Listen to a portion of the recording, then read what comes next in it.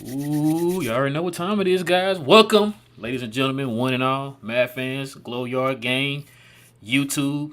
Welcome to a brand spanking new episode of We Talk Mavs here on the Glow Mavs Production YouTube channel. Listen, guys, it is the man that's been ready for this show all day. It is your boy Real. And joining me is the man who's getting ready to buy him a Ben Simmons Nets jersey right now. It's my boy King. What up, man? Nothing much, bro. It's crazy because every time you tell me I should get somebody jersey, I really should get their jersey, and they be somebody on the team. You remember the Josh Green? All last year's Josh Oh, Green. you say you gonna get I'm the Josh about ready Green? to get a Josh Green Yeah. jersey now. That's what I'm saying. So I'm good though, Hey, bro. I'm ready to talk Mavs like always with you and the rest of the fellas. So you can introduce them. yes What's up? sir, yes sir. I'm going ahead and y'all already know who these guys are. They're returning. We got my boy Any. What's good, man? What is up, guys? I saw a tweet that I laughed at by a statement by Luka Doncic, and he wanted to let the world know that he likes his hook shots with a little Kareem. All right, how do you say it? Mm. I, Oh, he likes his coffee with a little Kareem. Got it. Ah, I fucked that up. It's hey, you supposed to read that with Lucas accent, but I that was a don't good one though. Don't do it. You might have to Miguel? apologize. Miguel? Don't do it. Don't Miguel? do it. You might have to apologize. Don't And do it. also joined us, man, my boy T.G.K showing off with the All Mav hook up there, man. What's good, man? Not much. I had a blasphemy jersey on earlier, so we had to fix that. It's okay. Yeah, I man. tweeted my friend Andrea. She works for like Mavs. Mhm. Works for like the Mavs apparel. So I'm gonna try to get you a hookup on some new Hey. jerseys and stuff. Hey, Thank you. Ain't no that's what's problem. up, man. That's what's up. We need that. But yeah, man, listen, you guys already know how this goes, guys. Listen, if you're brand new to the show, brand new to the channel, go ahead and hit that subscribe button, guys. We definitely are going to be bringing a ton more math content for you this season. And also, if you're enjoying yourself, do us a huge favor and hit that like button. It won't cost you anything, guys. It's just one little push of a button, and that's all it takes, guys. That'll help us build up the algorithm to bring in more math fans like yourself to join the Glow Yard gang, guys. So, today, man, it was a good one. It was definitely a good one. So we're gonna get into it, fellas. Y'all ready to do this? Yes, sir. Let's do Yes, it. sir. All Let's right, do it. man. Let's do this, man. King, you already know how this go, man. Go ahead and tell the people at the house what that score was. It was 111 to 110. Ended up being a nail biter, but the good guys pulled away. We're now 4-3, and we dropped. I'm sorry, we're now 5-3, and we dropped the Raptors to 5-4. I was gonna say, why are those Yes, why are those sir. records always like a game behind? It's a thing. It's how it is. They always do it. I never understood why they do that either. But yeah,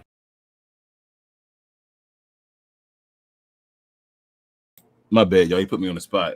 OG Anunoby had 27, 7, 1, and 5, and Luka had 35, 8, 6, 3, and 1. So we should be around about jeez, 2 steals a game now for the season. So man, them numbers are stupid, man. Eight yeah, games in a All right, row. bro. Eight games in a row with 30 To plus. these. games. Yes, sir. Let's get into these stats here.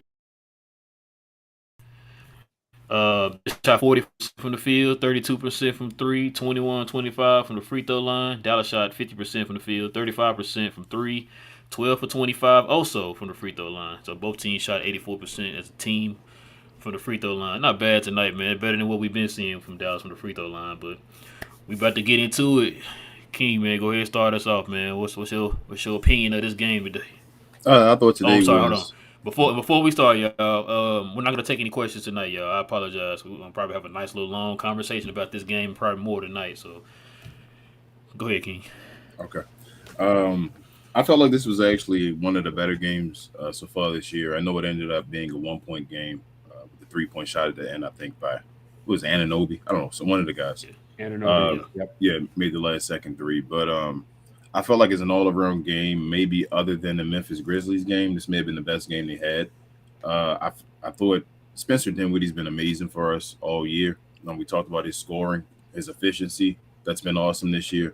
But I felt like today was the first day where I felt like the playmaking. We talked about the actual going and his playmaking looked a little suspect this year. I actually thought he made some awesome some reads today. He was Yeah. very aggressive. I'm gonna save the man of the hour to the end. Dwight Powell came in there and did some things. I know he started the game. JaVale McGee is just a better backup center. I think we talked about that a bunch on the show already, me and you, Ro. And he did his backup thing today. When he came in and gave you a different dimension for a second, he came in and was able to score real quick. That's why his per 36 is usually good in his minutes, but he's not usually a starter. It's because he's not a starter. But back to Dwight Powell. Dwight Powell gave you energy. He didn't really have the stat sheet. I know the Raptors have a bunch of length and all, so they really were defending the alley-oop. Very effective today. But he went in there and did the little things. Got I guess not rebounds, but got possessions back in our hands because it was times where the ball was knocked out of bounds and he was the last one on it and all. And I just felt like he played big today. He played like starting regular season Dwight Powell, and he's doing his thing right now. So it is what it is on that one. Josh Green's incredible. I don't know. Dare I say Josh Green is a 3-point shooter? I mean, nobody disagrees. Okay, well, looks like Josh Green is a 3-point shooter. He's practiced that shot. That shot is almost automatic now. That corner shot you asked for, Ro. I know they also talked about Josh Green being one of the fastest guys. Nearly 60%, King. Yeah. I think he's number one in the league right now as far as shooting three. I think that's what they said. 1 or 2, yeah. Yeah, he's at the top. So he had a mini perfect game today, by the way. Yeah. 3 for 3, 1 for 1 from 3. Yeah, he was beasting today. His energy, his impact has been felt like this whole season. Like we want him in the game, we want him to stay around. Some point, I guess at some point, maybe this year, next year or so, that conversation between him and Reggie probably is going to be a real conversation of who really should start. They're going to probably play it out as long as they can this year, obviously. Good on the stat line. Dodo had a better game today. I felt like he was involved. I still hate to watch him dribble. That's one of the worst things in the world to watch right now, especially on the basketball floor. But he did do one play where he cut to the rim. I got a big dunk, but he didn't put the ball down at all. He just caught it, went straight up, and I was like, that's what we need you to do. I already talked about Spencer Dinwiddie. Reggie Bullock. Yeah, I don't. Reggie's. I'm hoping I'm hoping he turns it around because last year the same thing, but he was on the bench. That was more of an excuse last year. This year, he's starting, and like I said, his impact isn't really as high anymore. And you can tell by his minutes. J.K. must have saw it. His minutes were decreased today. He only played 25. Dodo played 31. So, and I think Josh Green played 20. You asked for it finally. So he finally got the 20 minutes. It's a couple other guys I'm almost done with. I know we talked about your guy being trash can juice, Tim Hardaway Jr. I don't know if you changed him, upgraded him from anything else other than trash can juice after seeing this game. No. The dribbling is not there. He ran straight into a guy's chest on a 3-on-1 break, a 1-on-3, sorry. Break. Not just any guy. Perhaps the skinniest dude. Yep. And when I forgot his name, Boucher, when he spotted up for the charge, he went straight up. That man was literally a pole. Yep. And he couldn't dribble around him. And Tim couldn't make any move at all. Christian Wood, I don't understand why he doesn't get more crunch time. I feel like once that's unlocked, the Mavericks that's when it's going to be the ultimate team. Like this Maverick team is going to be just pardon my language, destroying folks. Like I think once they understand that Seawood, and that may be part of the whole conversation Tim McMahon has been having as far as seeing if Seawood is really a winner and if he can, just take his time and in due time get his position. But if he gets there, I really think they're just going to be unstoppable when that happens because he just comes in and gives you buckets with the ease in different ways. And I'm also about ready to give up on Maxi Kleber again, as I've been trying to say, and I think we talked about before this season. Maxi Kleber, a bunch of times I watched him stand by the rim in the dunker's position, get the ball at 6'10", not turn around and think to shoot the ball at all. It worked. I think maybe once he got an assist off of it. But there were other times I'm like, you literally can have nothing to do. There was a time he went up for a left-hand layup, I think, to finish, and he couldn't. I think we talked about that before, Ro. His finish in the layups is horrible. Like he has at 6'10", it's like difficult for him to lay the ball up. I said I think he took a step back defensively. I think the numbers have shown he was one of the worst defenders in the league as far as defensive rating. But guys have been defending him all year. And again, he's not giving you production at the 3-point line or just in general. He went 1 for 4 today, 0 for 1 for 2 points. And I'm just not feeling. I don't understand why right now. It may be affecting his game that he's taking Christian Wood's spot, if that makes sense. Like, C. Wood needs to have the spot so that Maxi Kleber can fall back in his role away. I feel like JaVale McGee fell back into his role. And then Luka Doncic, 8 straight games, 30 points. It is what it is, man. Like, I think Harp said it on the show, on the broadcast, that he's the best player in the NBA right now. And it's like, this is easy. He played against Toronto. This was supposed to be the game where it was hard for him to get 30. He had 29 in 3 quarters. So, like, and I mean, he's out there cooking guys. I thought he had 31 at the. He had 31. I'm sorry. When he did that crazy. Yeah, you're right. You're right. Yeah, You're right. He brought that out. He brought up the sky hook today. Finally, gave it to you, as he's tried to say earlier. As far as when his coffee was. I'm so mad I fucked that up, guys. I'm really sorry. And it's just unstoppable, man. Like, I thought today would have been a game where it was hard for him to get 30. The first part of the game, it was like he was choosing and selecting the score at the beginning, and then he just went into hyper mode. I felt like, especially in the third quarter, it was like, you can't do anything about me. And Luka's just Luka. He's efficient right now. Like, it's not even just about the scoring. He's scoring, shooting like 50-something% from the floor, even with struggling at 3. So it's like, once that turnaround eventually happens, as he always does, I'm afraid to see what the league is in store for. But that's basically it. It was a good game. We did some. The first half was basically us going back and forth with them, just getting in line of, I guess, feeling each other out.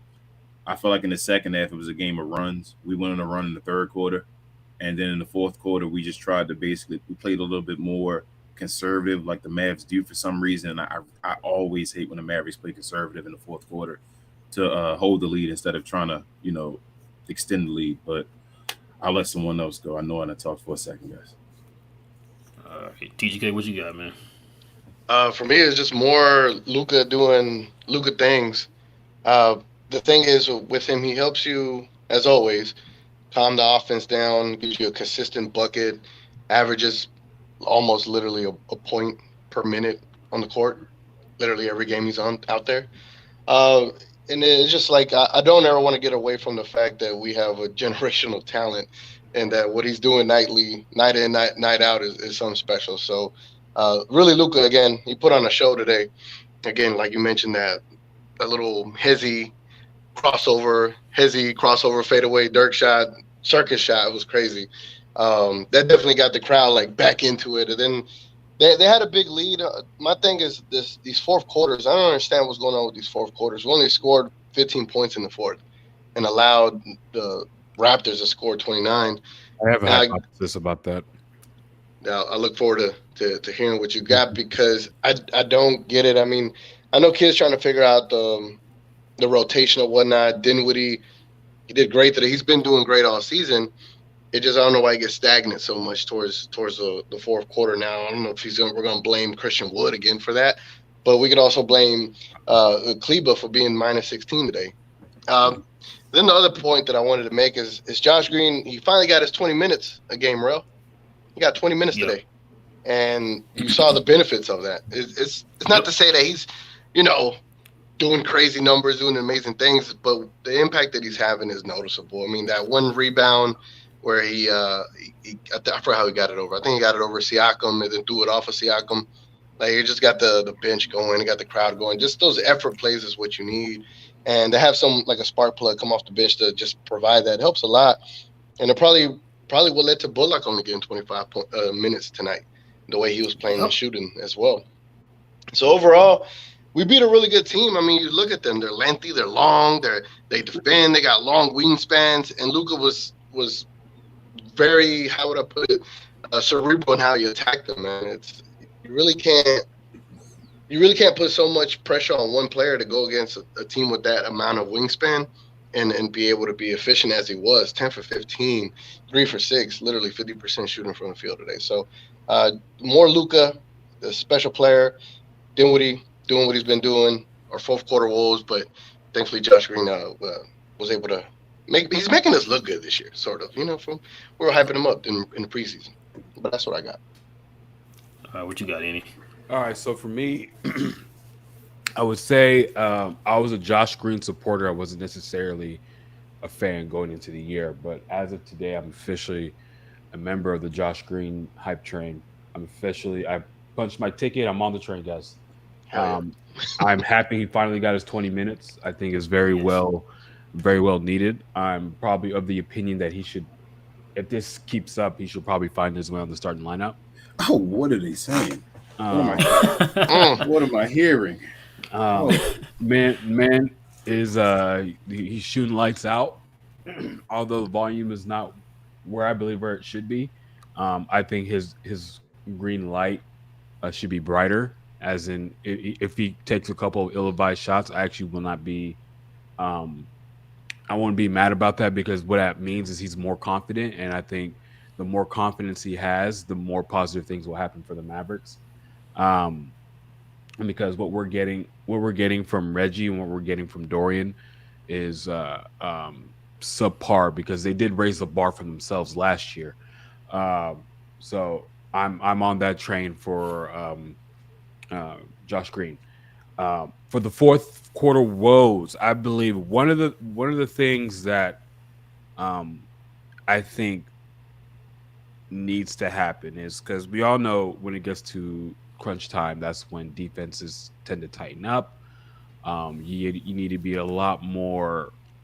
I think my philosophy going into crunch time, closing time, is you need to be a lot more versatile on the offensive end. You need a lot of guys who are able to do a lot more things, and I think the lineups that we're rolling out with going into the crunch time is literally Luka do everything, and he's gonna pass it to one person, and then if you can't do anything, get it back to Luka, which is very one dimensional, very heliocentric, and I believe that Mhm. that's one of the reasons why we begin to lose fourth quarter leads because our offense begins to get stagnated and our defense isn't where it was at the level it was last year to be able to maintain the leads. So guys are able to get runs on us because of that.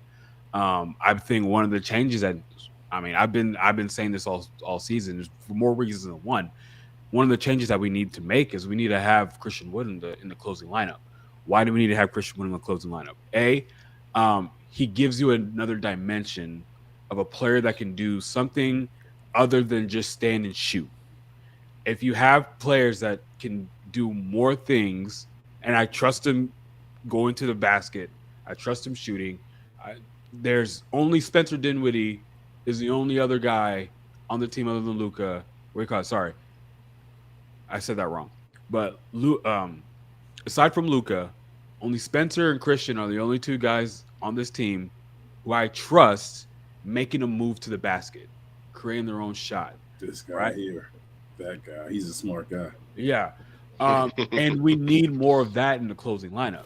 If you see what other teams are doing, they want the ball out of Luca's hands. They're literally throwing two guys at Luca. If we had more guys that were able to create, we just made their job a whole lot easier. But since we're rolling with people who are just stand and shoot and they're too scared to shoot, at what purpose do they serve? Now, if they were playing lockdown defense, I would understand, but that is not the case. The difference between Maxi Kleber's defense and Christian Wood's defense, especially in this game, It's not good. was not did Mhm. not Say I it. guess Go ahead, say it. it was not at the level to where I would give up what Christian Wood can Christian Wood provide to us gives. offensively for what gives to us defensively. It wasn't there. The difference, no. Christian Wood played good defenses today. I Yep. saw him. He stood in front of his guys. He challenged shots. He changed shots. I don't know if he got a block, but it looked He like did. he did He get a did. block. I think I saw that.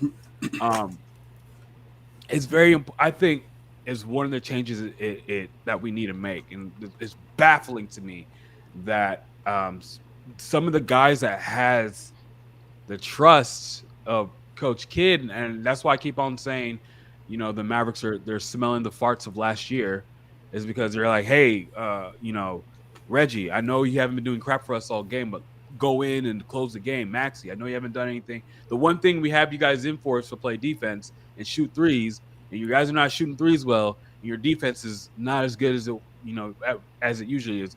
But for some reason, we're going to trust you guys to close the game, where you got guys in who are putting very efficient numbers up. It's not like they're just chunking up shots like they're Tim Hardaway Jr. And it's like, no, they're actually very efficient, but they're on the bench. Our best lineups aren't closing.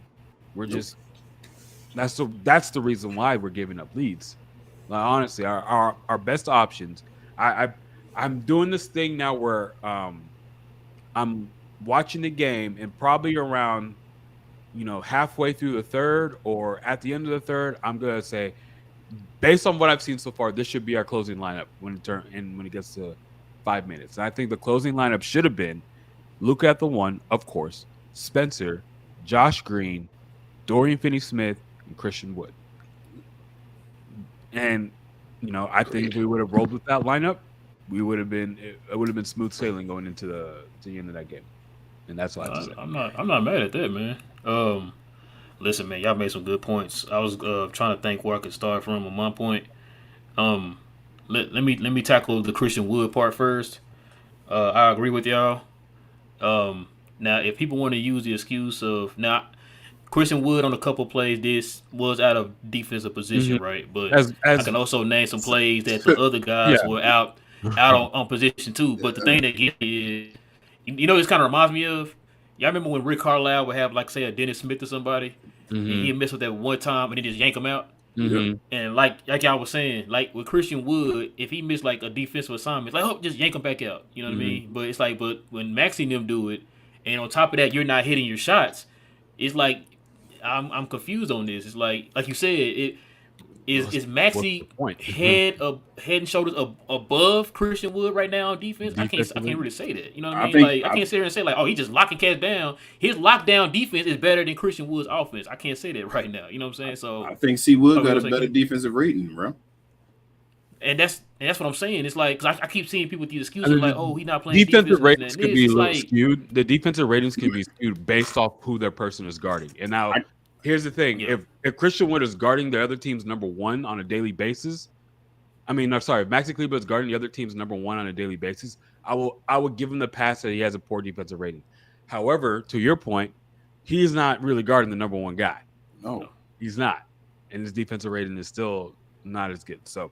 Yeah, that's my point I'm trying to make. You know what I'm saying? It's like, so I mean, people use that excuse of, yes, he does still need to learn the defensive scheme. I'm not saying that. I'm not saying like, oh, he's locking down cats out there. I'm not saying that, but I'm just saying like, is Maxi Kleber's defense really that better than Christian Wood defense to the point that you sitting Christian Wood out and you're letting Maxi go? What did Maxi have today? My bad. What did he have? 2 points. 2 points. You know what I'm saying? Like. After zero, you gotta make it make sense for me. What was his plus minus again? I don't have it. Minus 16. He was the only person I think with a minus, wasn't he? Yeah. I don't have. I think there was some other ones. No. Yeah, it was some others. Let me look but yeah, so you had like Hardaway you said, was minus 6. Well then Hardaway and Christian Wood was minus 6. Okay. And Dorian was minus 2. Yeah, Dorian was minus 2. Yeah. But the minus 16 is like, yeah, that takes the cake right there. That's what much or far away from all of those guys. Right. Yeah. So I think they kind of going towards that way that we kind of talked about before on previous shows. Green got his 20 minutes. They're cutting back on Reggie. I don't know what to do with Reggie. The guy's not hitting his shots right now. And like Andy just said, your job is to play defense and hit your shots. You're okay on defense. You might have a spurt here and there, but then your shots are not falling. So it's he got a great block at the end of the game on Boucher. Yeah, he did. That's why I say like he's got spurts here and there, but it's like, but for what we're asking you to do is that's your job. You cut down these minutes till he starts getting in rhythm. He needs to be the spurt guy. He needs to be the spurt guy now. Give Josh Green his spot. Josh Green is the best defender on our team right now. Matter of He's fact, the best Josh Green defender. stopped a couple for breaks today because they had. Matter of fact, they had how many fat break points? They had what was it? They had I thought they had more than that. I know they had 15, but they had like 25 second chance points. I thought they had 27 second chance points. But just his energy. Dwight Powell came in today. He had energy because y'all see Dwight Powell's minutes went up. He's got 26 minutes. And King already touched on it, man. Yeah, JaVale already in the closing lineup. Yeah. JaVale brought energy though, bro. Don't disrespect him. Oh no. But yeah, he did. Yeah, I today guess he I brought forgot energy. because JaVale only played like 4 How minutes. many minutes he played? And He played 4 minutes. And he brought energy. You know How what many I'm saying? points he got in 4 minutes? He got 5. So you 5 saying we in need to 4 keep minutes? it about that many minutes? I'm telling you, around the 10-minute mark and all, him just coming in there giving you like 10 points in 10 minutes. He can do bursts real quick. That's how he's always played. Well, since So he's then been we still need to successful. go out and get a center then. Yes, or put Christian Wood at the center. Or just use McGee more strategically. Yeah, like you just use McGee to treat like Christian Wood can rebound. That was our main issue against the Golden State Warriors, the rebounding. We have both of the guys can still rebound. Right. So it's not like we lose rebounding with Christian Wood out there, even if it's a step back, whatever, defensively, as people try to say, we still gain rebounding. And we got rebounded today and still won. We got rebounded by 13 boards today. Yep. And they And that's gave from up not boxing out. second. I was gonna say a lot of that had to do with the second chance points. But bro, also before you second chance continue, points had a lot to do with that. So Mhm. but yeah. before you 11 more continue, shots. I wanted to ask you about Josh Green. I think Harp said on the show today, on the broadcast again, that Josh Green is like one of the fastest with the ball from end to end. And I thought about it. I'm like, He's fast. he's telling. Bro, remember no ball handling guy? Now he's one of the fastest in the league with the ball from end Well, to I end. mean, from straight line Yeah, speed. straight. Yeah, Yeah. Man, and Which is just what I said handling the before. ball. Just going from straight, yeah. And I say that's never enough. argued that. That's more ball handling than most folks can do on the team. That's enough for him to be a starting 2 guard on this Dallas Maverick team. Yeah. Hold on. That's enough. Yep. You disrespecting the guys about to get on Knicks. Okay. Oh, my bad. I'm sorry. Don't disrespect my boy Trash Can Juice out here, bro. My You being bad, real my disrespectful, bad. man, King. Put him back Show in the that man some starting respect, man. lineup. You saw him out here with the 6 points. Revenge tour. I'm dead. Yeah, revenge tour. Yeah, we call him revenge tour. So his minutes are starting to go down, fellas. He only played 19 minutes a day. If Tim comes in and let's say he plays, I don't know, so he plays the 6 minutes to end the first quarter, and his first 5 shots he makes like 3 or 4 of them, then I keep him in. But if he's tossing up bricks, he's out. Like, But the question is, Andy, when the last time he did that? Yeah. he's that type, because he can be a very, like I said, when we said he's of the J.R. Smith ilk, right? He's one of those type of guys that they catch fire. They're amongst the best in the league. He don't catch But fire when no they're more. bad, they're very bad. He don't catch fire. No, no you're more. right. Well, we trying to figure out when the last time he caught fire. I can't even say what game. I used to be the same way. When Tim Hardaway made the first bucket, it was like, all right, Tim, you about to have a good game. I watched Tim make the first bucket. Now I'm still like, No. First 2 buckets. Well, even that, whatever he makes, I still don't think, this is about to be the Tim Hardaway Jr. game. I think the game where he had like 17 points, I think it was like 2 or 3 games ago. That was the time for him to be like, okay, kind of do your thing. If he's speaking of dribbling, man, let me. It's stupid. I gotta. It's Reggie, Dodo, and then Maxi. Man, they had some turnovers today, man, because they couldn't dribble the ball today, man. That kind of frustrated me. But for some reason, Timmy. they have all the trust in the world. Timmy too. Yeah, and that's something. Yeah, this is the weird thing. We better say, King. Timmy too. Don't forget to include Tim. Oh man, what was that one? He was dribbling the ball. He kept losing it as he was dribbling it. Yeah, Hardaway Jr. yeah. Just hold the ball till somebody come to you and you give him the ball, man. Why don't you train with your dad every offseason? I was about to say, like, why doesn't he have a good crossover like his pops? Like, you would think that'd be, Needs to get his dad to show him the UTEP 2-step. Something, man. Jesus. I saw that. I was cringing every time because he was losing it and then he'll get it back. And so I'm like, okay, he gonna hand it to somebody. He'll lose it again and then get it back. And it's like, bro, he did it like 3 times. I mean, bro, hold the ball and give it to somebody else, bro. To Toronto's credit, I mean that was going on the whole night. I don't know if y'all noticed it. Like, it's just they're so long, man. Like, pause, but they just have length. You know what I'm saying? When your arm like 8 feet long, like you're gonna feel like you don't have much space to dribble. But that's, as y'all said, that's why you need more skilled players, because they kept doubling Luka hard and it's pause again, and they had to pass the ball over to somebody else, and it was like they got stuck. And that's as Aney said. Once that happens, they then pass the ball back to Luka with the shot clock going down, and then it becomes hero ball. Like Yeah, I was gonna touch that too, imagine Christian Wood being the one to flash in the middle instead of Dwight Powell. Like, you know that ball is gonna leave Dwight Powell's hands. He ain't gonna do shit with that ball, right? So we might as well just fall back, guard somebody. But you see, like, the defense respects Christian Wood. Like, when he got the ball, post, they doubled him. Yeah. They doubled him. They sent the double. And they ain't doing that for nobody else. They're not even doing that for Spencer Dinwiddie as good as he's playing, right? The thing, too, about y'all talking about the 29 points the Raptors scored, and Dallas was scoring 15. Remember, the fourth quarter, that's when they were trapping Luka at half court, trying to get the ball out of his hands. And so, kind of like what Andy was saying, that's when you put another guy in there that can kind of hit you in a different type of way. You know what I'm saying? And so, Luka's trying to swing it to Dorian and them. They losing the ball and all that type of stuff, man. Or they not hitting their shots. They're playing pick and roll with Tim Hardaway and Luka. Like, come on now. Yeah. Like, why? Like, why? Reggie can't even swing pass. Yeah. They kept traveling, trying to pump fake it and go under because that's not your game. You know what I'm saying? Can't do nothing but shoot or give the ball back to Luka. I was yelling the same thing, and especially with Maxi Kleber on the side, I think got the out of bounds. I'm like, if you didn't have that 3 to shoot, you should have passed it right back. Why did they go and start dribbling? Because he tried to pump fake it and he traveled, trying to go under. Bro. One ref called travel, the other called out of bounds. Like, it was like, oh, which one did you do? It didn't even matter. Either way it go, you turn the ball over. He was like, just passing you the ball out of pocket out here, man. Yeah. Man, like T.G.K said, man, you got to give the Raptors their props, man. Man, Nick Nurse is nice. I like Nick Nurse. Yeah. That's an underrated. I can't say he's underrated, but he doesn't get enough props that he deserves to get, man, with that team. He's better than have a true superstar, man, and always had that team ready to play, man. He's better than Doc Rivers. Team. Oh, head and shoulders above Doc. That's not even. I would say that's a shot, but it's not really a shot. It's the truth. You know that's true. Doc Rivers has had probably since 2008. Doc Rivers has coached the most talent, probably than any other coach in this league, and has done absolutely nothing. I mean, he got delivered. You got to give him his one. Other than 2008, that was his one. That was his one. Yeah, give him his one.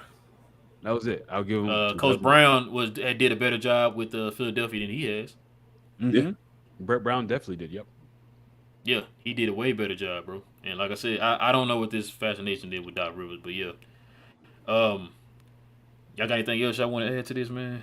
I do, man. I want to talk about PER. You know me. I love talking about the PER. Down for us, T.G.K. Skip Bayless. Skip Bayless. So the PER, for those that don't know what it is the player efficiency rating, depending on how they perform when they are on the court. Do you want to know our top 5 Mavericks? Let's see it. I'm actually. I'm gonna guess this. Can I guess? I'm gonna say. Go ahead, guess. Luka, Spencer. Luka, Spencer, Christian Wood, Josh Green, and Dwight Powell. Yeah, I was gonna say. Wow, right on the head. Hey, you got them all 5. All 5. Well, you know how I do. So the eye test is telling you those are your 5 best players, right? Yes. PER is telling you those are your 5 best players. You got Luka at 36. You got Dwight Powell at 22. You got Christian Wood at 22. You got Dinwiddie at 17, and you got Josh Green at 15. You know who is our lowest PER player right now? Reggie Bullock. Reggie Bullock. Maxi Kleber. Reggie Bullock at a 5. Damn. Dorian Finney-Smith at an 8. Kleber at almost a 9. Wow. And Tim Hardaway is at an 11. Now I get it. You got Bullock and Dodo out there just doing cardio for the most of the time offensively. Hey, they were with us when we went to the Western Conference Finals. I get that, but like their shots ain't. I haven't felt like they had an impact offensively this year, other than Reggie's last second dagger a couple of nights ago. Yeah. Dodo has been having to drive to the lane more, and it's not one of his good traits that he has right now to be able to take it to the basket. He looked a lot better doing it last year. This year, I don't know what was going on, but they're just, I don't know. Maybe we're just playing them so much that they're already tired, man. Like they're averaging almost 33 minutes a night. So because of the PER, right? We got Green at 16 minutes, Wood at 25 minutes, which I think he should be at 30, and you got Powell at 20. Maybe you should give 3 or 3 more minutes to Powell, 5 more minutes to Wood, and take 2 to 4 minutes away from Dodo and Bullock and give it to Green. You need to start balancing these things out. That way you can have a fresher Dorian Finney-Smith and Reggie Bullock throughout the games versus using Josh Green so lightly or using Christian Wood so lightly or using Powell so lightly. I didn't expect Powell to have this resurgence. I'm happy to see it. I just hope he can maintain it because that's been the biggest thing with him is like he'll have these spurts and then he just goes away. I need to see Powell keep what he's doing right now and keep it going. But I need to see it in the playoffs. Exactly. I've seen him do it in the regular season. But. So you got your 5 right there, and I don't mind that 5. Luka, Powell, Wood, Dinwiddie, and Green.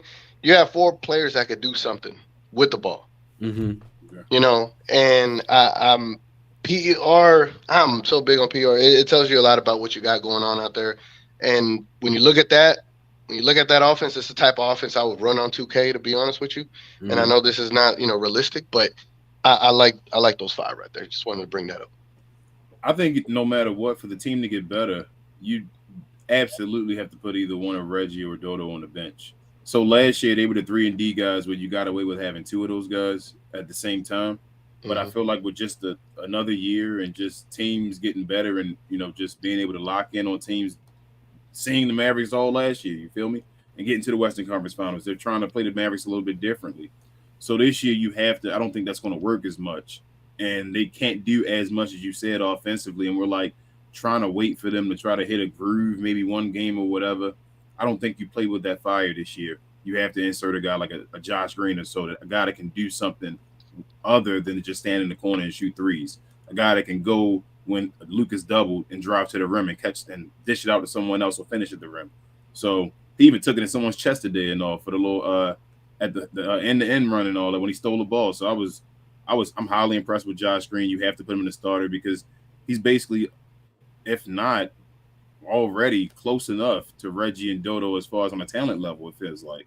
So it seems like he's going to be better than them pretty soon.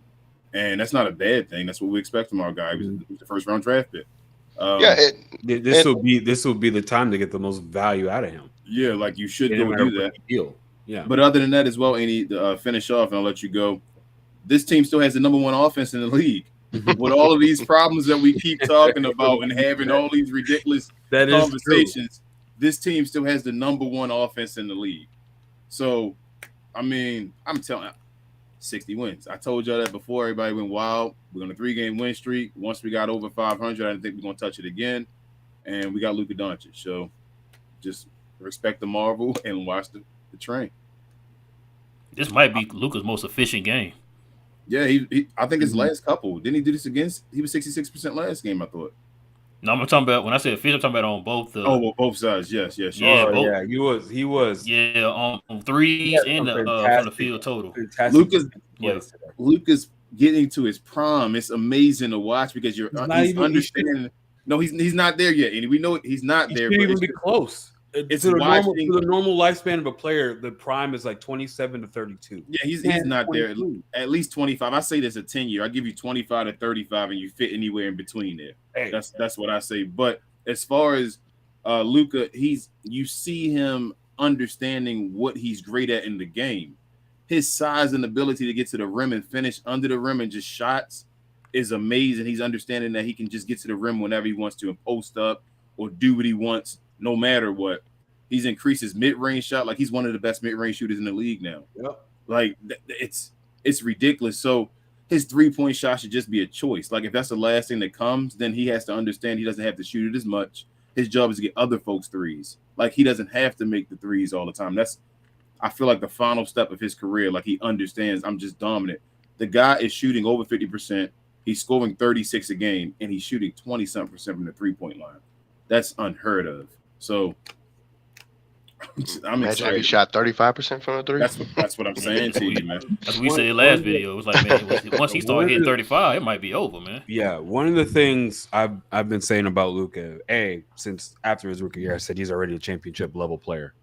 But as good as Luka is, I think it's really scary that he's this good, but I can still very much pinpoint the things that he can get better at. Yep. And once he gets better at that, it's done.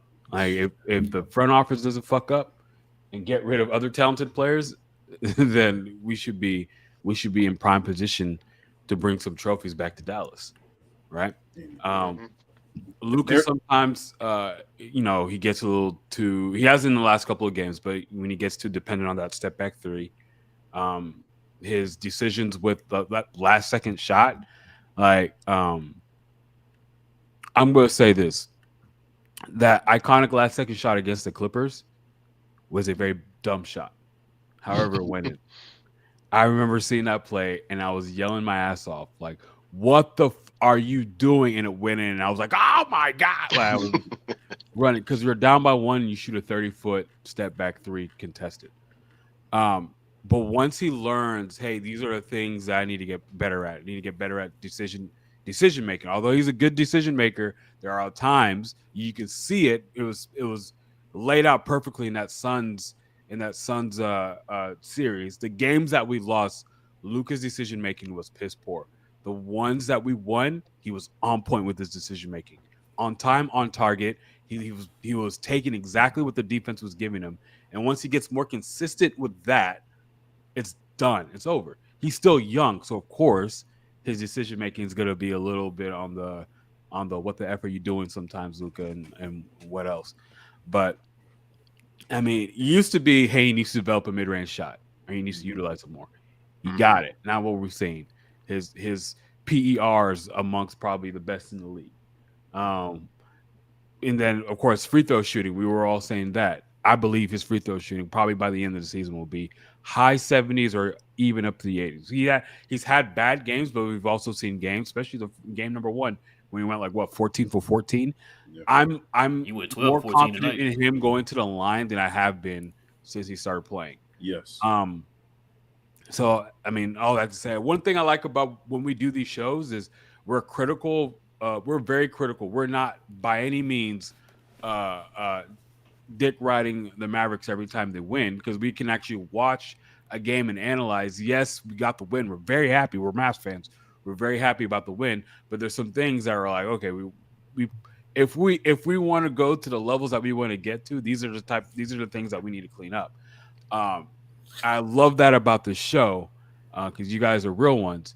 Um, but we also are also good at pointing out the good stuff, and it's when we have guys like Luca, generational talents, guys that have done incredible things. He's adding to his game. Like he's doing crazy stuff, like taking a country of 2 million people to almost the gold medal game.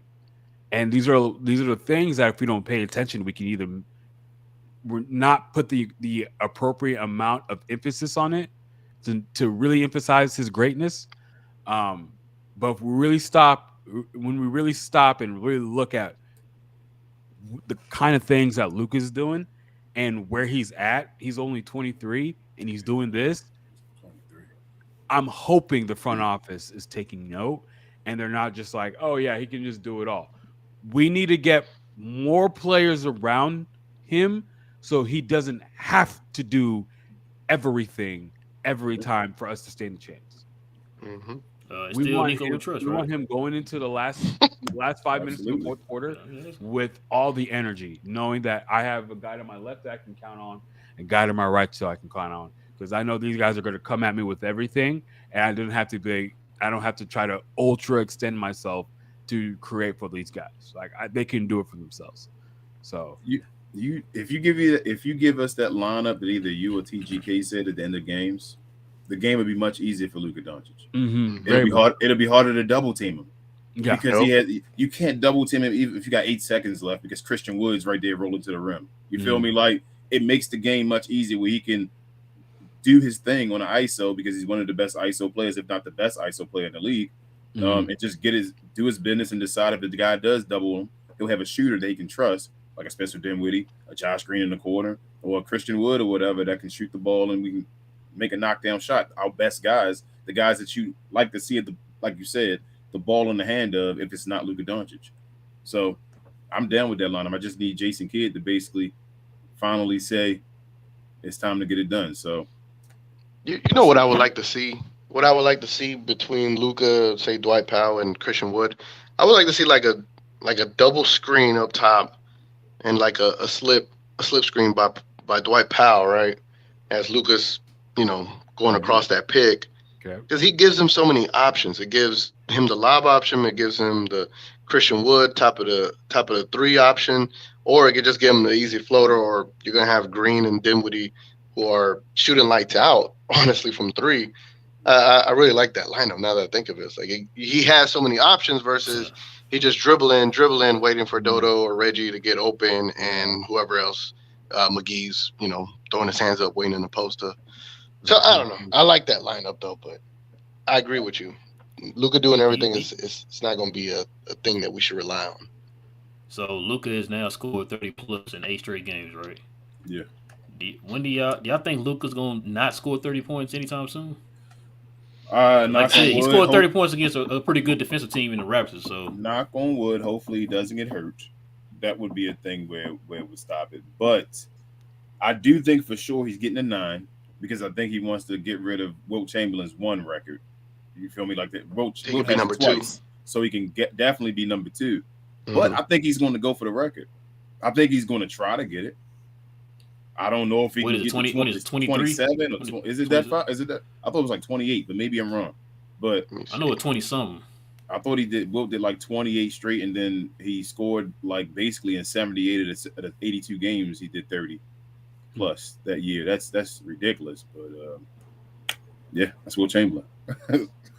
I mean, it's gonna be easier for him the most years because a lot of the game plans that teams are coming in with is, if they're not doubling Luka, they're trying to stay home on the shooters because they don't want them to go off. Yeah, play that defense. 23, by the way. And 23. 23. Oh, so it is 23. Okay. Yeah, T.G.K with the fast research. Appreciate you, my guy. But y'all saw that Luka was going the opposite way on the double teams today, even though any. Like when they were collapsing on him, he was taking the double team and still going around him and scoring. Yeah, I mean, because at some point he has to be like, all right, I'm Luka motherfucking Doncic. I'm gonna do what I want to do. I don't care how many motherfucking players you throw at me. You can throw 4 players at me. I'm still scoring them. Yeah, because he shot that 1-3 over like the one double team on the left side of the spot that he always like to shoot the threes at. So yeah. Can y'all explain to me how? I'm sorry, Andy. Go ahead. No, go ahead. No, I'm. Can y'all explain to me how a guy that's 23 that doesn't really have any hardware yet, like he has the teams, the first All NBA teams and all that, has basically solidified himself in the conversation as 1 and 2, and the rest of the league is with Giannis. Like there's basically only a conversation right now, it seems like, of Luka and Giannis and everybody else. We got the Joker and all this, like he's forgotten about now. Like it's like because he's back to scoring 21 a game or something like that. So yeah, I forgot about him until you mentioned him the other night. I told you he doesn't like being a number 1. I've been saying that on the show. He doesn't like being a number 1. He'd rather be a number 2.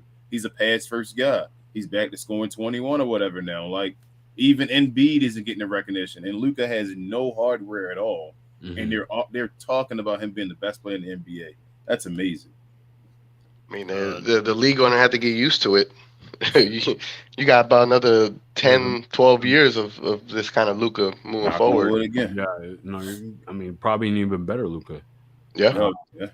But when he's old man, Luka, I can't imagine when he's just old man and all these young guys in the league old don't know what to do.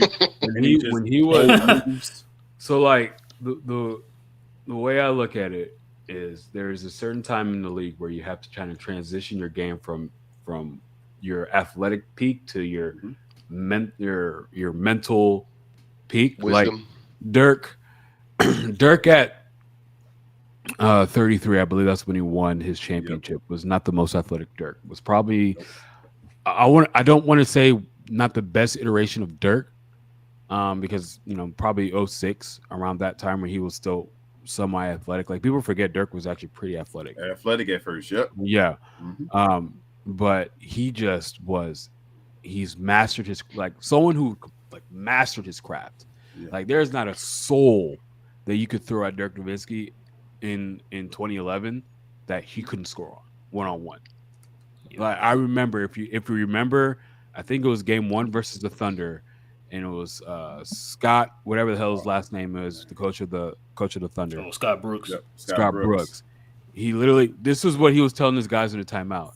Dirk, Dirk is gonna get his. Like he was, Man, like, your boy, what's They his were saying name? that during the game today. He was like, yeah, he was man, saying, he was saying asking- that during the they game. asked He's like, him- look, Dirk is gonna get his. Yeah, They they ain't were gonna get asking me. Nick Nurse that. He was like, man, look, he's Nick Yeah, got a Collison, prayer against, man. I think your guy Jeff Van Gundy even said even Nick Collison or Serge Ibaka should name their child Dirk after Yeah, that. that was definitely Bro, I- Van Gundy. I don't remember which But game that when was Luka in the gets to playoffs, that but I remember point it was where one he- game. He literally ran through that whole entire star lineup. He Mhm. like they'll do a switch and have every last one of those guys stuck up at one point, and Dirk scored on every last one of them. I can't remember which game that was. It was It's one of the home games though. It was one of the home games. Yeah, it was a masterful series by Dirk because literally there was nothing they could do. When Yeah. Luka gets to that point where he's completely mastered this game, and there's not a thing you can throw at him because he's almost kind He of getting there. there. Yep. He's like you can He kind of giving you over 30 he's now. becoming- Ellis. three. Yeah, I didn't know if he'd becoming the efficient guy. Like that's what I worried about. I'm like, Yeah, the LeBron comparison, like LeBron is known for being at 50% or more. I'm like, Luka plays with it and he flirts with it, but he doesn't seem to be able to get up there to 50.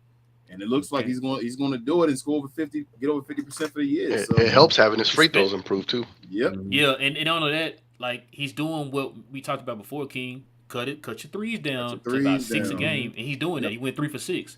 If you cut your threes down, you'll be a little bit more efficient on that. I And then on think top of that, six is all your definitely the threes don't sweet have to spot. be step backs. Y'all saw the Mhm. one catch and shoot three he had from Spencer Dinwiddie today. So Thank weird. You more, It was so weird to see that, Yeah. but he nailed He it. didn't- yeah, he and didn't he want to kind of hesitated on that, like, He should I didn't shoot wanna this, take it. or should I He shoot didn't that wanna first take and it. then shoot it? Or, Y'all did want to not know wanna the weird take it. thing? The first time he's ever done a step back three was that Houston game where he went on 11-0. Mhm. Yeah. And Yeah. then it's like that's his thing now.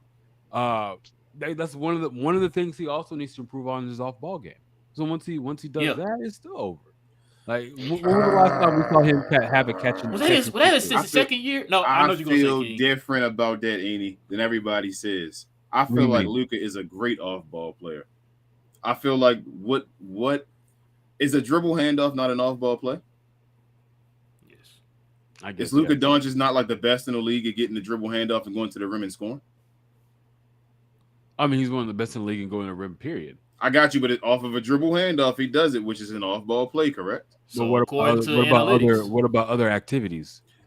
Everybody, Steph Curry can't do the dribble handoff, and he called one of the best off-ball players. If you do one thing off-ball that you're the best at, then you're a great off-ball player. Is what is that not correct? Okay, so let me restate what I want to say. If he can get better at getting off or getting the ball off, shooting like catch and off shoot ball. threes. Shooting off-ball, I got you. Okay. Yes, Catch and shoot. man, Yeah. catch and shoot. That's is what I'm one. Yeah, looking catch and for. shoot. Sometimes when I get on And he camera, did that his I second lose year. my- Y'all I remember got that? you, bro, He I got had you. pretty good catch and shoot three numbers. He's like, I want to say he's either his Yeah. second year or third year. I can't he got remember one of those. And I was like, he needs to do on more ball. of that. Yeah, now Yeah. he's really, I don't want to say hesitant, but I'm gonna say hesitant. He hesitated a little bit on that one catch and shoot. Yeah, He, I'm did, just- he did not yeah. want to shoot it. He did didn't, not want yeah. to. Yeah, he didn't It want was to. like a rhythm thing. I didn't want to say hesitant, but I literally remember seeing that one catch and shoot three he did today, and he hesitated. I was like, yeah, he's hesitant. He's very hesitant on the catch and shoot. They left him too He open. He used was to like, it. That was like I'm Patrick wide Mahomes. open. He's like, I got to shoot Yeah. the Did I do ball. the I gotta step shoot it. That's what he felt like. I have to Did I shoot do the the ball. step I'm wide back to open. make him more comfortable? Like That's imagine. what He turned the dodo like, "Dodo, how do you do this?" Oh, okay. He just rise up and shoot it. You sure I shouldn't do the step back? No one's on me. Listen, right now, the way it's constructed right now, of course, it's still early. So Dallas is tied for pretty much sixth right now in the West. They're at number 8 right now behind the Pelicans, the Nuggets, Spurs, Grizzlies, Utah, Portland, and then of course Phoenix. Yep. If Dallas can rattle off maybe a few more wins here, I think we can start positioning ourselves to where we think that they're going to position themselves at from the beginning of the season. I told you number one, bro. you still I'm got scared number of, one. I'm scared of Phoenix. Well, I'm not scared of Phoenix as far as I'm about to say, playing you cussing on down. the show, King. No. No cussing on the show, That's bro. why Watch I'm your like, language, bro. There's let not me a make team sure I in the say West this I'm correct. scared of, honestly. Yeah, say that You know, correct. like, Clean it up. You know Clean the it way up. like Dwayne Wade said, make sure you quote me correct. LeBron James-esque. But the Phoenix Suns, I feel like I'm not afraid of playing them, but they started off high. So as far as catching them, when I've seen this run before, that's the reason they won 64 games last year. So it was hard to catch up with them. As far as everybody else, though, I look at the losses. Like screw the wins. We didn't play as many games yet, so it's about the losses. And it's only one team I think other than Phoenix that has one less loss than us, right? Portland got two, and then Phoenix got one. I don't think So Portland's going to stay. We got 3, and Phoenix got 1, so we're not too far from behind. We done knocked Phoenix lost tonight, I think. And see, and so we done knocked Utah down. Remember, Utah was the hot team at first. They was up. Are they going to be hot? They're not going to stay there. No, Phoenix won. Their Sorry. GM will literally trade players to obliterate their chances of being successful. Utah, okay, awesome. Utah, Portland. I don't think they're going to stay up there. Who else is above us? I don't know. I don't think the Pelicans going to stay above us. Honestly, to the most scariest team to me as of right now is the Pelicans. I'm still not worried. I don't know why. We should have beat the Pelicans. No, we literally lost to the starters. We literally lost to the Pelicans without their top 3 players. And guess what? When we play them again with Zion there, Luka going to drop 50. True. You might have to. Really, bro. When Luka, you see Luka against Zion. Have you not noticed the games that Luka plays against Zion? He usually puts on some of his best scoring performances. Yeah, Phoenix lost on a buzzer beater by Jeremy Grant, by the way. Thank you, Jeremy Grant. Oh, okay. But Portland didn't lose though. That means Portland kept their two. It was Portland that played Phoenix. I know that's fine though. That's fine. They both got 2 now. They both only have 1 loss, less than us, I should say. So we're right there. We just got to play more games. We're fine. Like we have the number 1 offense. The defense will catch up. We still trying to figure stuff out, and we got possibly either 1 or 2 in the best player in the world. Like stop playing, and possibly one of the guys is one of the best wing defenders. We talked about Dodo being a defensive player of the year candidate. I mean, not defensive player of the year, but all defensive team candidate last year. The way Josh Green is playing this year, if he can get enough minutes, he should be. Like I feel like he will be a candidate to be like a lockdown defender. They'll start thinking of him as that type of defender, and he will be on the all defensive team. So they always say, like coaches look at games in 10-game spurts. Mm-hmm. We got 2 more games left. Y'all think King? You think Kid's gonna figure it out by the end of those 10 games? Look, I'm gonna choose who, to be. Who needs the minutes? Who needs the? I would hope so. I'm gonna choose to be an optimist and say he's gonna figure it out. But that's literally the only reason why I'm saying that. I think we're still gonna be sitting here crying either way. But I think the Mavericks gonna win a bunch of the games. So we said 2 more games left. They probably win both of them, but we're still gonna be sitting here with question marks. I don't think he figures it completely out until around like Christmas. I think that's around J.K.'s time to say, I know what's going on in the team. He talks about that a lot too. About around Christmas. And then we'll know the complete lineup and all that stuff. And Christian Wood will probably have a ridiculous Christmas Day game against AD or something like that. And then that'll be the time where he says, okay, he's in the starting lineup. Hey guys, my phone's about to die in probably like 2 minutes, so just wanted to sign off before I just abruptly dip out of here or it goes black on the screen. But again, thank you guys for allowing me to just jump on here and be somewhat of a analytics research guy for you and help out and little something. I appreciate the numbers, bro. I really do. No problem, man. I try to come up with some. But appreciate y'all having me on again, and to all the Glow gang. They're a really, really knowledgeable base, man. Like, y'all got some real good people commenting on there because they be thinking the same thing we be thinking, and sometimes they be having like some really good stuff that I'm like, man, it make me second guess my stuff. So they're really, y'all got some really good people in there, man. Anyway, guys, I'm out. Always a pleasure, T.G.K. Always a pleasure. Thank you, guys. All right, I'll see you on there. Yes, sir. Bro, you still not attacking them questions, man? I gotta put you on the spot. Are you not attacking those questions at all? No, we had an hour essentially. That's what we stopping an hour. That's what I'm saying. Yes, sir. We got time. That's what I'm saying. We got time. We're gonna go. Oh, you said? Oh, I'm excited. Sorry. You try to beat me to the top. That's what you was doing. No, I was trying. I was trying to see something. I didn't. No. He tried to beat me to the top. He's like, I ain't saying that. Now, you'd have me lying to the folks out here and say we weren't taking questions. Now we're taking questions. King didn't call the audible, y'all. King didn't call the audible. Listen, y'all already know how this works. If you have any questions, any comments, go ahead and hit us with that WTM, guys, so that we can kind of cipher through all these questions and comments y'all have. Because I see y'all kind of going in right now, man, in the comment section. I love it. All right, man. Let me go ahead and get into it. Cuz, what up, man? He says, Glow Yard. He said, crazy ending. Yeah. Man, that little 3 that ended over here, that don't count, man. Yeah. Yeah. That little funky 3, One yeah. dub in my book. Spencer Dinwiddie making both of the free throws. We didn't give credit to that. That was huge. Bro, I told you, Spencer, man. Like, we gotta start giving Spencer some credit, man. That dude is balling right now. He is. He's finally clicking to what we've been saying he needs to do, man. And he stopped. It seems like he's stopping trying to draw the foul. Yeah. Like, I felt like before his primary goal was to draw the foul, whereas He like finishes now now. he just go score. That little reverse like finger roll. He got that down pat. He does it all the time. Yeah. Yeah, he eating that glass like a mug. I'm like, okay. Yeah. Steph says 30-point streak alive and well. Yes, sir. Yes, sir. Hopefully he can get that thing going, man. I can't even tell you who you gonna play against and not get the 30. Because you expect him to get it against everybody. I expect it him was to looking get like getting like 20 every halftime. It seems like every game. Yeah, if you don't have 20 going into the fourth quarter, like 25 or at least, I'm like, what's going on? Yeah. Mark says the fourth quarter benching of Wood finally convinced me that C. Wood should not be starting yet. He lost it in defense rotation. He is lost. I lost in defense rotation. He needs to memorize their defense schemes. No, he does. But like I said, is Maxi playing way better than him on defense right now? Yeah, why is his deficiencies, or not his deficiencies, his missed rotations magnified?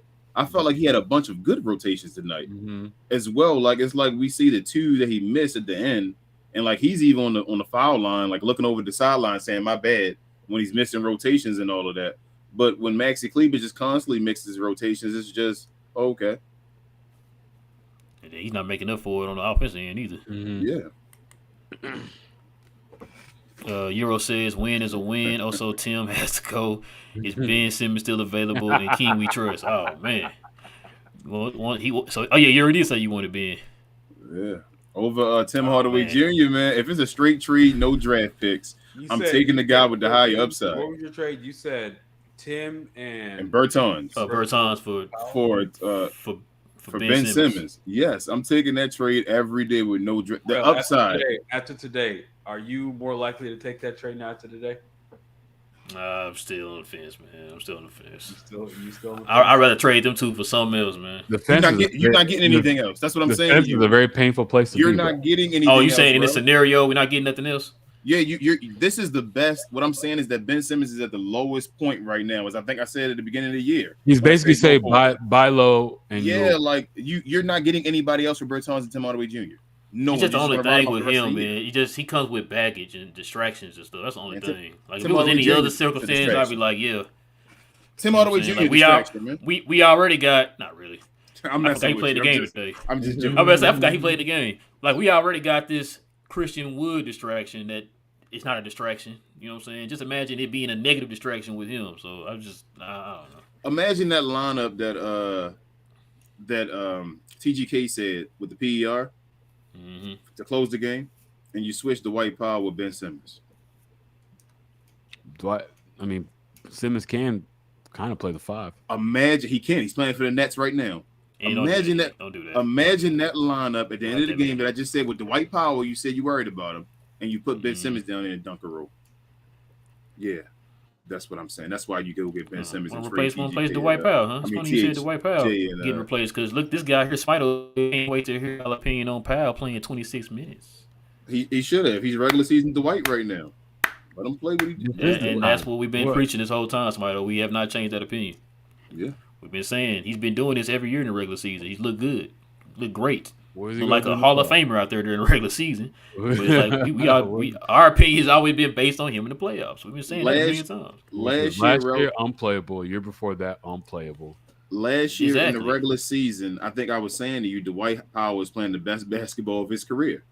Yeah. In the regular season, I kept saying that over and over. So I've seen this. This is what he does. We've all seen this. It's the same song and dance. Like you got folks on Twitter like going in like, oh y'all wrong about Dwight Powell. We had the same argument every year, but then when the playoffs come, people are crying, talking about trade him and get him off the team. So we had the same argument every year. Remember, I thought he was going to be good against the Warriors. I was like, okay, we finally got past the big guy. I actually believe that too. He's going to roll and all that. Nope. Elias says, "What's up, Glow Gang?" He said that game had me hyped up for real. He said I'm going to repeat it again. Josh needs more minutes. He's insane. Not going to lie, pal. Left me speechless today. I never seen him this hungry. Yeah, Yep. I think they both played together today too, a little bit too. Yep. Add that energy. Did it click? Okay. Steph says the Luka fadeaway on Precious was easily the offensive play of the game. Dirk-esque. Yeah. That's it. Like just yet. Yeah. Dallas Mavericks was good, man. He said, did y'all see Wood got mad at Kid for benching Yeah, him? I saw That Theo had to calm him down. I thought, I just said that. okay. Getting We've mad been saying this so far this year. I've been saying this, man. It's only I a would matter be of time. frustrated too. I would be frustrated too if I was. Yeah. See what you got this dude. Matter of who fact, hold on. barely What is is doing And that's why they anything on came offense back. and defense. And that's why they came back, though, Annie. They're not and striking that's at why any they fear. came back. Look, sometimes you have to go the psychological route. he took 8 shots. Sometimes the best defense is a good offense. Yep. Because when the clock is, when it gets to crunch time and you're getting buckets, it causes more pressure on the other team. Now, if we go a couple possessions in a row when we're not getting buckets, the momentum shifts are even greater, right? You can start stringing together 4 or 6 points in a row. Imagine if you're up by 12 and you get 3 buckets in a row, all of a sudden your lead's in half. You feel like you're losing the game even though you're up by 6, right? So if we get more players that can hit buckets, 2, 3 more, 3 buckets in a row won't feel as bad on the defensive end when we're able to put up buckets too. Because Luka is not shooting the ball because they're throwing everyone at him at the end of the games. He would have to force his will upon the other defense if he wants to put up a shot. So we need more competent offensive players on that starting lineup. We only have 2 on that closing lineup. What is Christian Wood's plus minus for the year? Is there any way you can see that, bro? Yeah.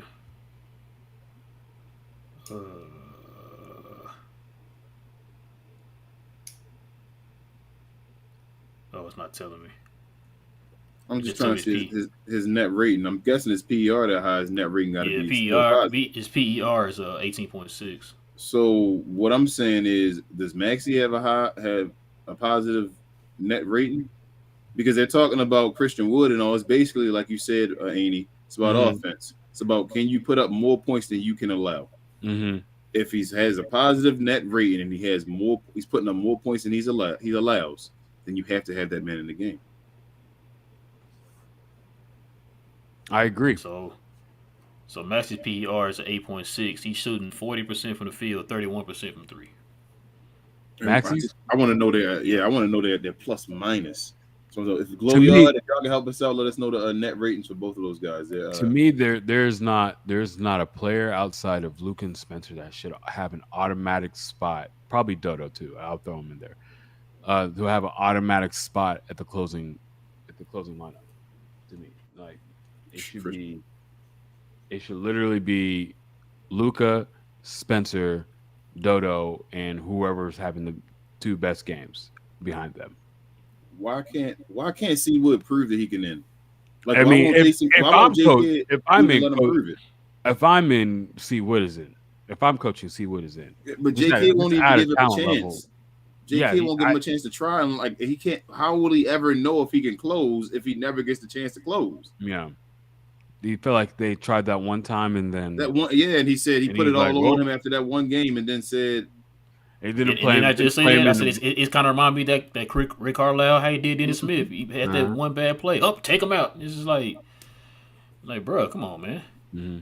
But hey, Lai says Wood has some good moments, but he's a little bit lost during the rotation and defense coverage. I have nothing to say against his offense, but he needs to needs I to feel up like it defensive wise. this is becoming a narrative, and then people are really Right, no And that's intent. heavily yeah. scrutinizing his defense instead of like, okay, when he does something, because literally on Twitter, whenever Christian Wood makes a defensive play, no one says anything on my timeline. Nope.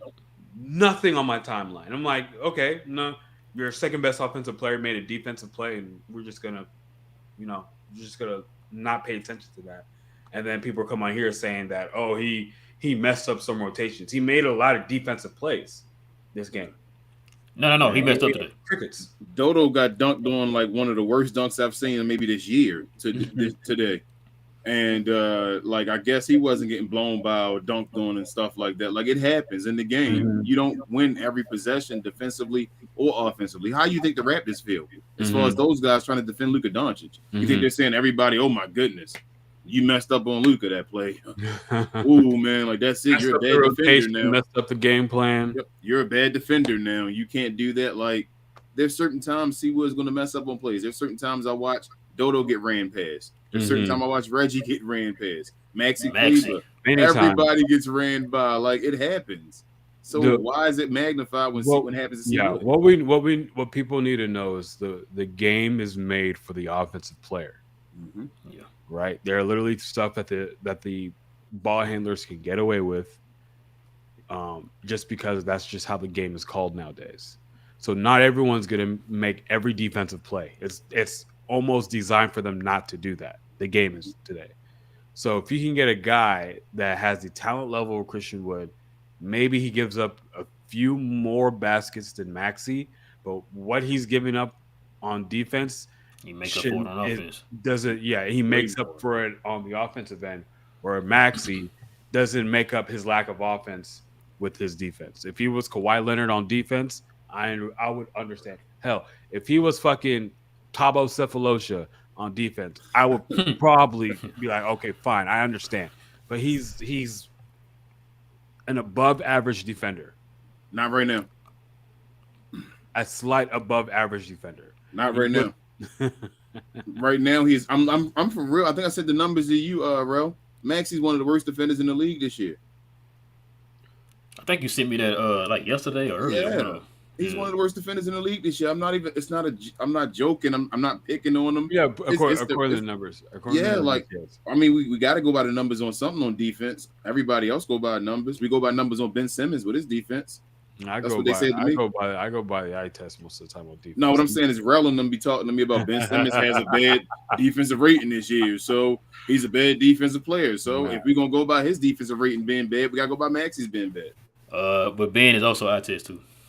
Oh, okay. And Max is the eye test too. I see he's always getting rained by. Yeah, you're right. He is. Let's see. Steph says, I think KD to Dallas is a real possibility if we package Wood with the catch and shooter. Nah, I'm good. I'm scared. King said, hell yeah, but nah. No, I'm scared for KD, man. You going to give up every other draft pick. Every other draft pick we got for KD. It got to be guaranteed. Like KD would have to come over here. We had to guarantee health. That he's going to stay where he is right now and not like go down. He's horrible at defense right now. Like he is the worst defender in the league. I think he was at least until yesterday or whatever. So it's a lot of question marks on that trade, and it's every draft pick we had to give up. And he's like 34, so we don't know. We don't know what the client's going to be looking at. As great as Kevin Durant is, you always got to have some sort of pause when you're. I wish you will have some sort of pause because we gave JaVale McGee a 3-year deal. If we can keep Wood and Dinwiddie though, if it's somehow some way we can get rid of everybody else and keep Wood and Dinwiddie, and I know it's probably not going to happen, but just say it could happen, then I do the trade. I trade all the draft picks and get KD. I take that big four and rock with it. Mm-hmm. So you say you do want to trade draft picks for KD? No, I don't, unless it doesn't include. If it does not include Christian Wood and Spencer Dinwiddie, I would do the trade. I think we're championship contender that day. T.G.K says Wood is plus 28 for the year. There you go. So what are we talking about here? What are we talking about, bro? What are we talking about? Like he said, bro. Like a point a minute. Yeah, like he said, the That's a good point though. And I don't know why I didn't mention that before, but you're right. It's about the narratives, man. It's like Mhm. they dig in on that and use that. Well, I mean, they Because said that he everyone don't play keeps on defense, so I'm gonna saying stick to what that too. they It's can. like he don't play defense. It's like, It's but almost we like like it's King almost said, like I those can name other players who've been getting cooked too, He's but they don't almost use like that those against them. national players that be like, Luka's not that. Luka's a cone on defense. Like, bro, he's not. He's really not a cone. He's actually like Especially not Or this or year. the, he ain't locked down, but he's not. He's hey, not. or the Luka national guys on who be saying defense. that who said that the Dwight Powell was a lockdown defender for all those years. I'll tell you this. Luka Doncic is a better defender than John Morant. Yes, Yes. Oh, okay. Without Okay. question. Just making sure. without question. Yeah. Just John because you Morant get a has highlight one. block don't mean you're a great defender. Yeah. This thing doubled on the questions, bro. So we're trying to. No.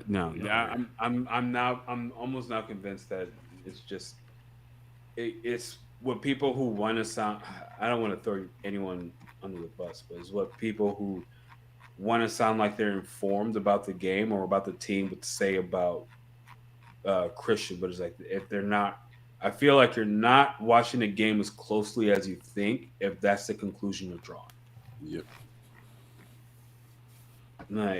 Or you don't know the game as well as you think.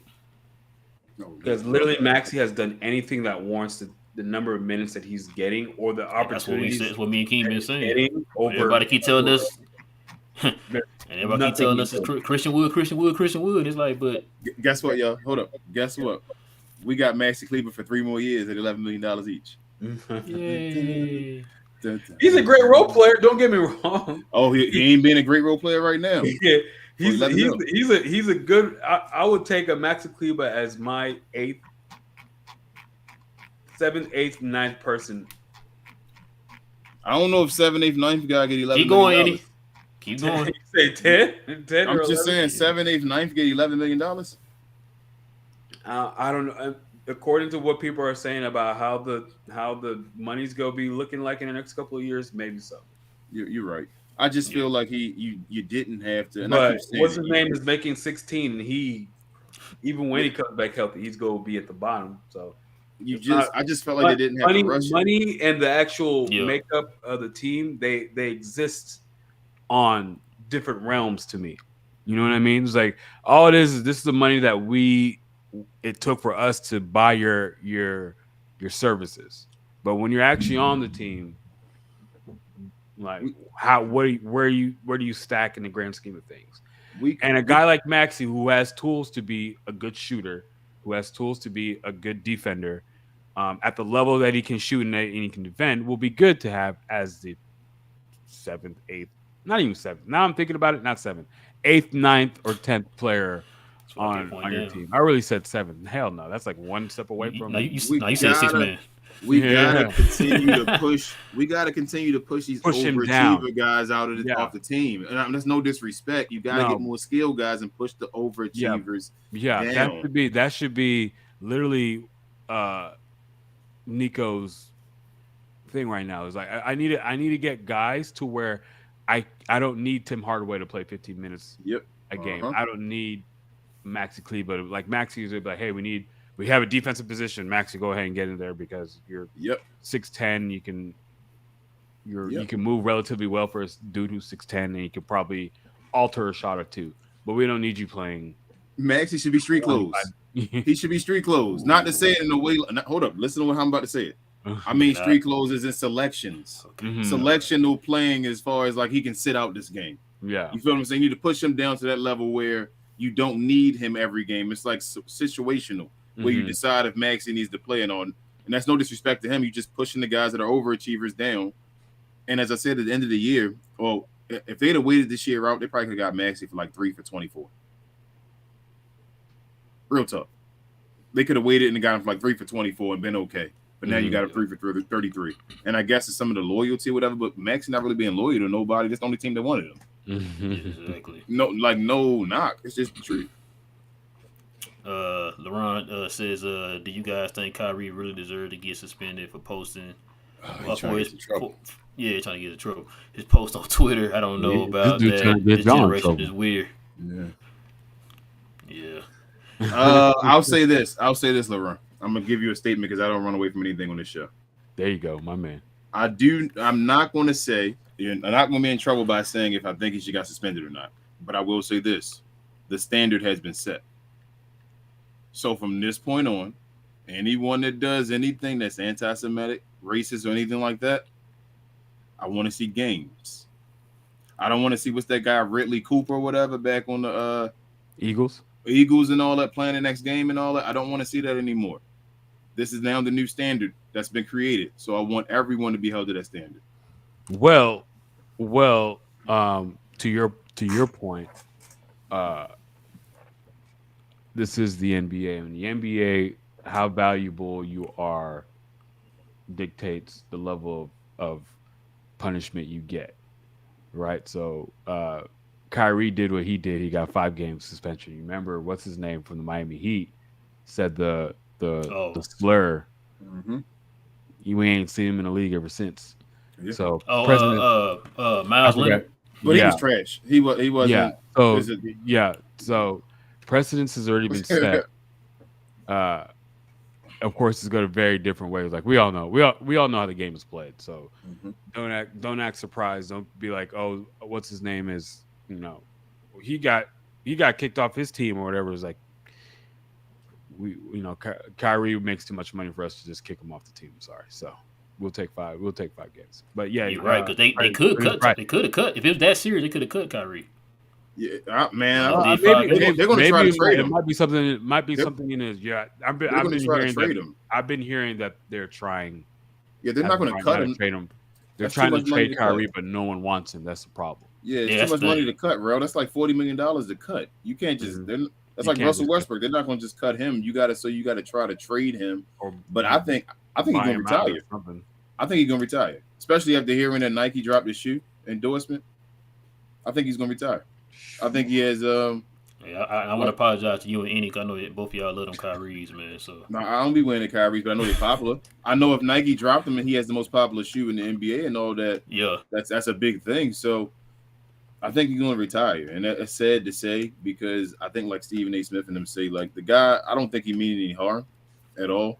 I just think like he got to watch the way he says himself and presents himself, and he's stubborn at a certain point. You just got to know the world, the climate of the world. And understand that it's people above you that you're not watching. So I don't know. I pray for him. I think Kyrie's a good brother. There's a lot of good that he's done as well. We're not going to just say talk about him in a bit. So a lot of good that Kyrie has done, and I just pray for him, man. But if we're talking about bring up the good things that he does, by the way, no. But if they talk about if they talk about what he's going to do and knowing off his personality and on losing the endorsement, like he has no choice. Like if he plays next year, then I want him. That's basically how I'm going to tell you why. Mm-hmm. Because if he plays next year, he has nothing else to play for. Like he has to be the ain't nobody signed him to no. That's what I'm saying. And he's going to get a minimum contract. He's going to have to be the hungriest and all. He's going to play the best basketball of his career next year. He knows he's on thin ice because he has no endorsements or nothing. If he does decide to play, I say the Mavericks go try it. Go try to get him and sign him for the low. But knowing Kyrie and knowing the situation, knowing him wanting to stand for his cause and take his stands, I really think he's going to retire. We'll see. That'll be an interesting development.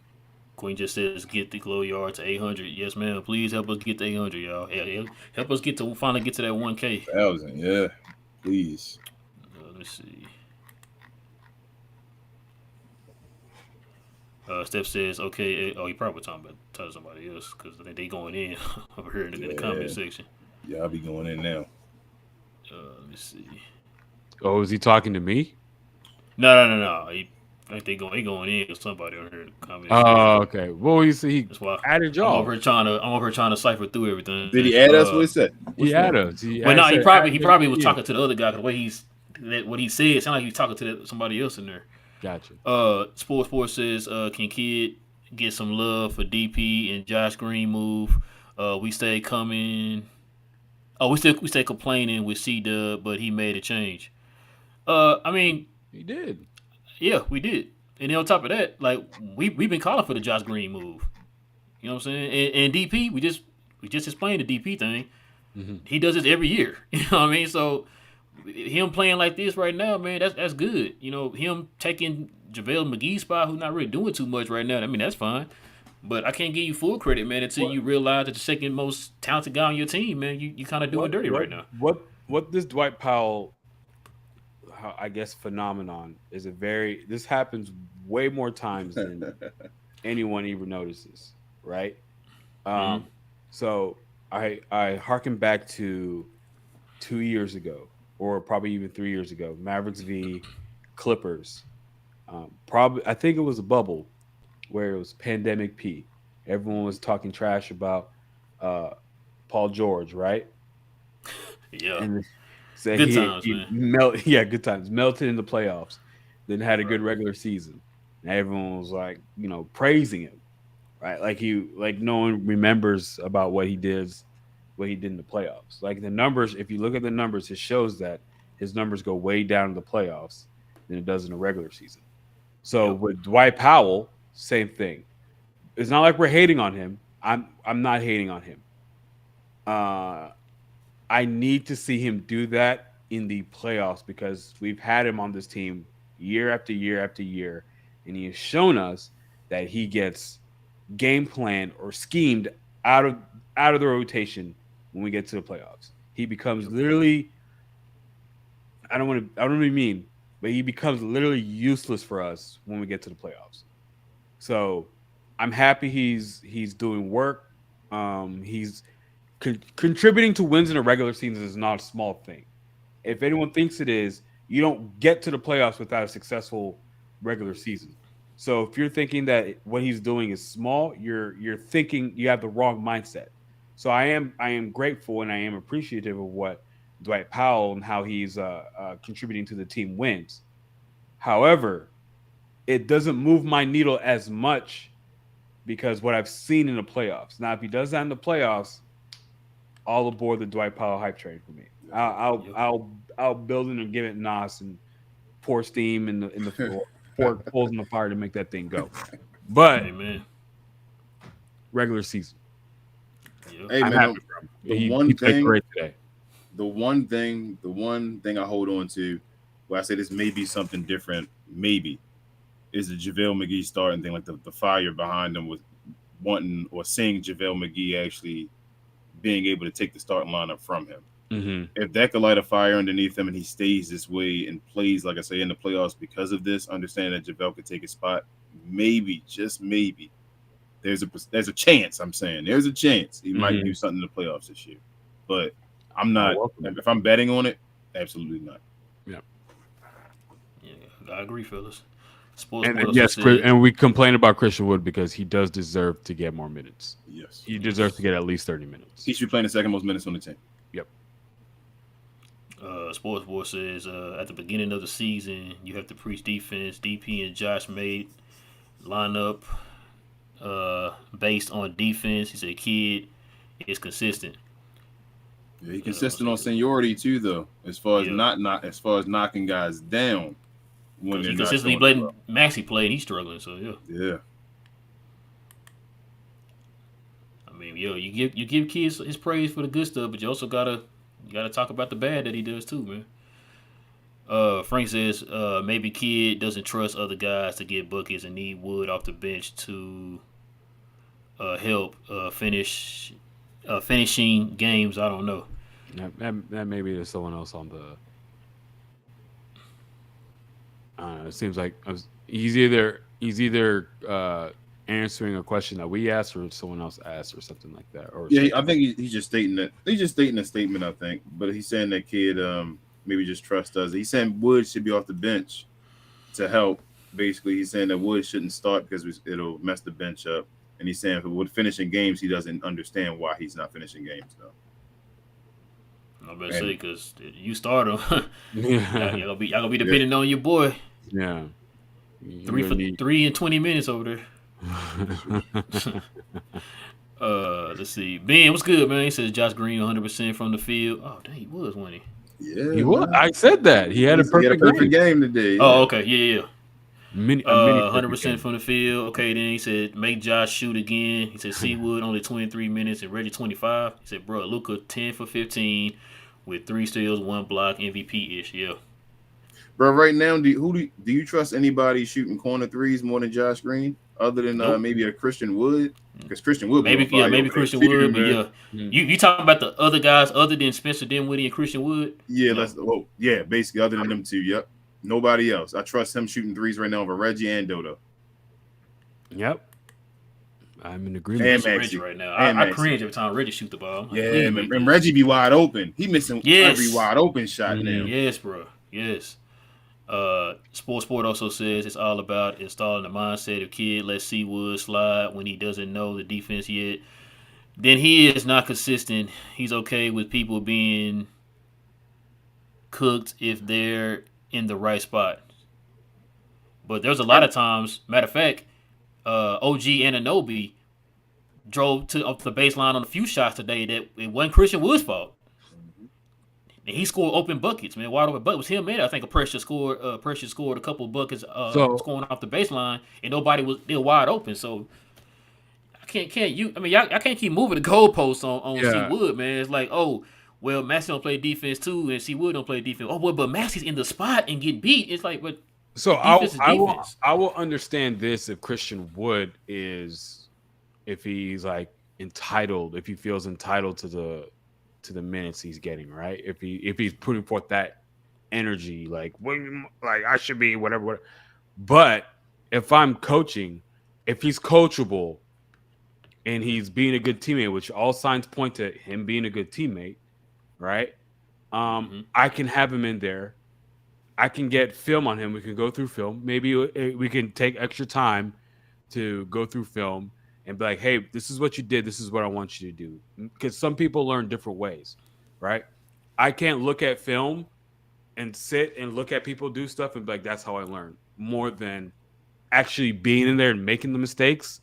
And you're like, oh, this is what I did, but this is what I want you to do. And like, oh, okay, I will note that for next time, right? So it's different. It's different ways that people learn. The thing that's confusing me is what we've been saying. What Maxi's giving you on defense does not warrant the type of minutes that he's getting over Christian Wood. Thank you. You might trust him more. Congrats. You trust him more, but he's fucking up more as much or a little bit less on defense. And in terms of offense, it's not comparable. Nowhere though. Not comparable. If we're talking about winning championships, which that's what we're talking about, right? We went to the Western Conference Finals last year. A lot of y'all believe that it is not a successful season unless we go to either Western Conference or win 2 games or finals. That's not going to happen when you're not playing your best players. You know what I equated to, any? Yeah. Comparing Christian Wood's defense to Maxi, because Maxi's been here. Let's look at it like this. Let's equate his offense to Tim Hardaway's offense. Tim Hardaway's been here, right? You trust him. He's part of the team, all that type of stuff. But is Tim Hardaway's offense right now worth playing over Spencer Dinwiddie? Hell no. I mean, I'm sorry, not Spencer Dinwiddie. Christian Wood. No. Hell no. How about this? Tim Hardaway Jr. worse defender than Christian Wood. Very much so. So Christian Wood is a better player all around than Tim Hardaway Jr. He better at everything than Tim Hardaway Jr. No disrespect to Tim Hardaway Jr. Take some of Tim Hardaway's minutes. I mean, we can go around this in every way, shape, or form. And I'm not saying I hate Coach Kidd or we should fire him. I'm just hoping that in terms of the rotation, in terms of the minute allocations that he's given to these players, I'm hoping he will be a lot more smarter and look at what every player is giving and contributing to a team win, and then allocate minutes appropriately. That's all I'm hoping. That's all I'm wishing for. And what Christian Wood, and when he's giving you on offense, what we say plus 28 on the net rating. Mm-hmm. Like, how does a player like that not get time, at least a chance, more than one opportunity to close the game? He's not even playing minutes and he's plus 28. So imagine if he did play minutes. Matt says if we haven't by the time we see this, he said, can we talk about the Spencer bomb dropped on Tony Brothers in the post game. Any, go ahead, take it away, man. You want to talk about that earlier? A little bit after the game, Spencer Dinwiddie, I guess, talked to the local media and mentioned that I guess referee Tony Brothers calling him a bitch ass motherfucker to one of his teammates. I guess referring to Spencer Dinwiddie as like a bitch ass motherfucker. I am still currently sorting my way through that. I haven't heard of an instance where a ref gets suspended for calling a player bitch ass or anything like that, anything inappropriate or unprofessional.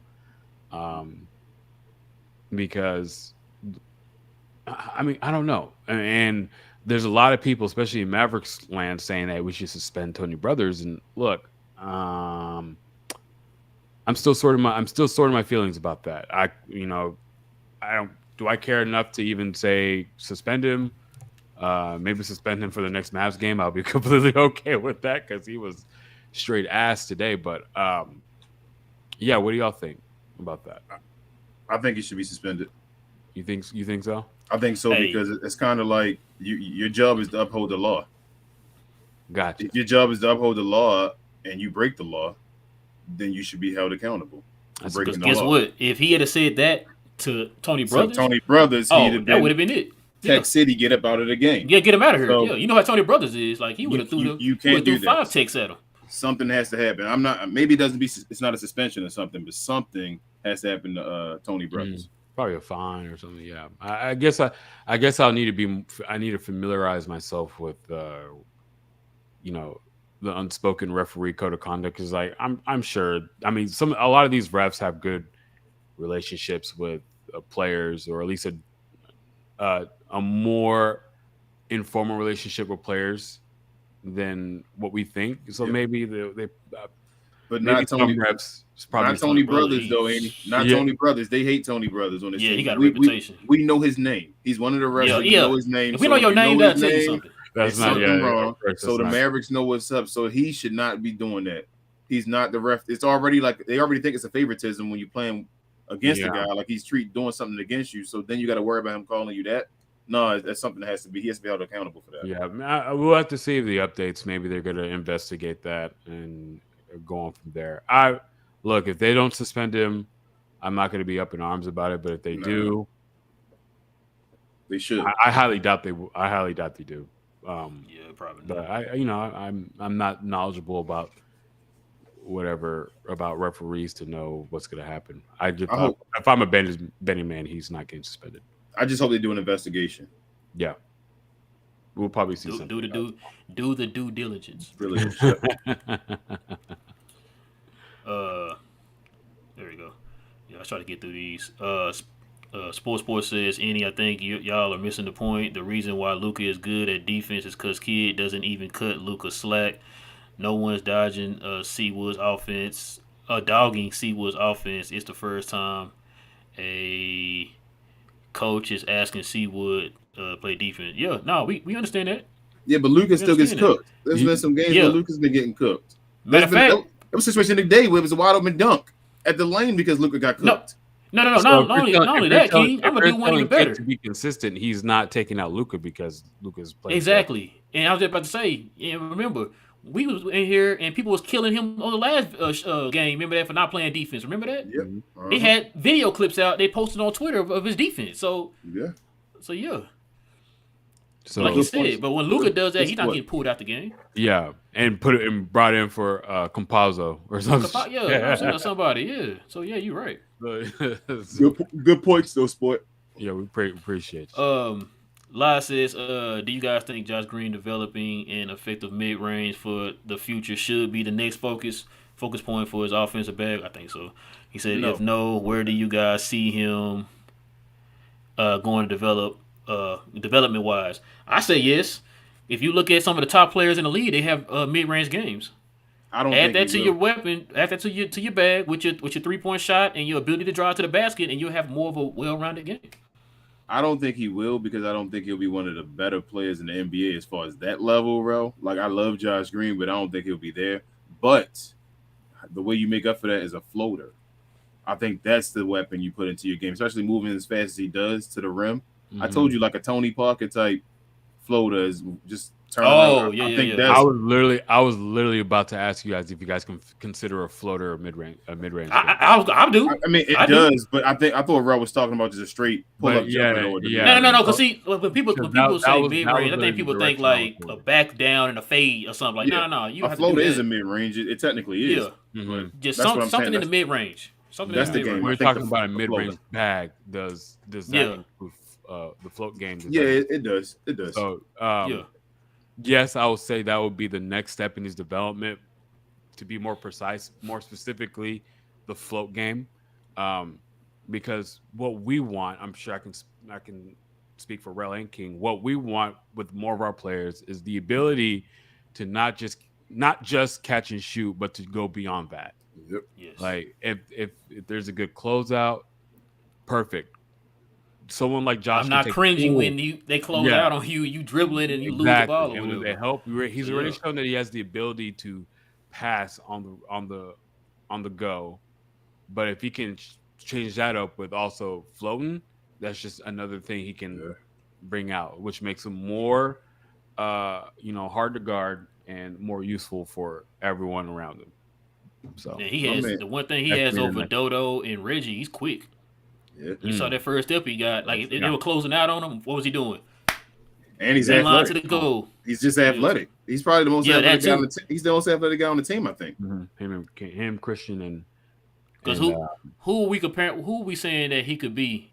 Like going forward, last year, who do we say he could be going forward for this team? What was the one player we compared him to? Who was it? Dota? No. talking about a player comp. Is that what you're talking? Yeah, we were saying like, yo, he has the potential to be. I don't remember this who we player. said. Who did we say? I thought Iguodala. we said somebody. You're right. We did say Iggy. Mm-hmm. I think I don't know. I think Josh Green gonna be nice. I keep telling y'all that. The intangibles he's already good at.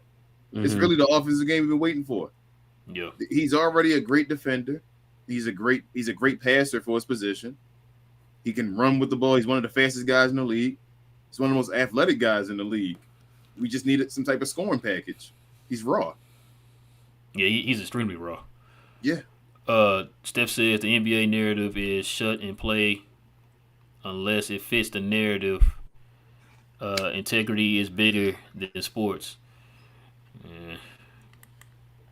Yeah, I know we trying to get we trying to get monetized over here, but yeah, I gave my opinion as much as I could, Steph. It's that's more of a Twitter conversation. Yeah. Lab says what kid does to see Wood is called education, and it will work. Just wait and see. I hope you're right, Lab. I just hope he doesn't get mad. Like today, he actually finally got you could tell he got frustrated by it. Mm-hmm. That's just Kid. If it works all the way out, and Kid is pushing him to his point, he's genius if it works. Yeah, and he becomes the best version of what he can be all around when he actually gets a chance. Mm-hmm. We're gonna be putting a thumbs up and all, Kid, you do what you do and all. But just like there's situations like Giannis, there's been situations. I was just about to say that. There's been situations like Larry Sanders. Yep, as well. I was just about to say that.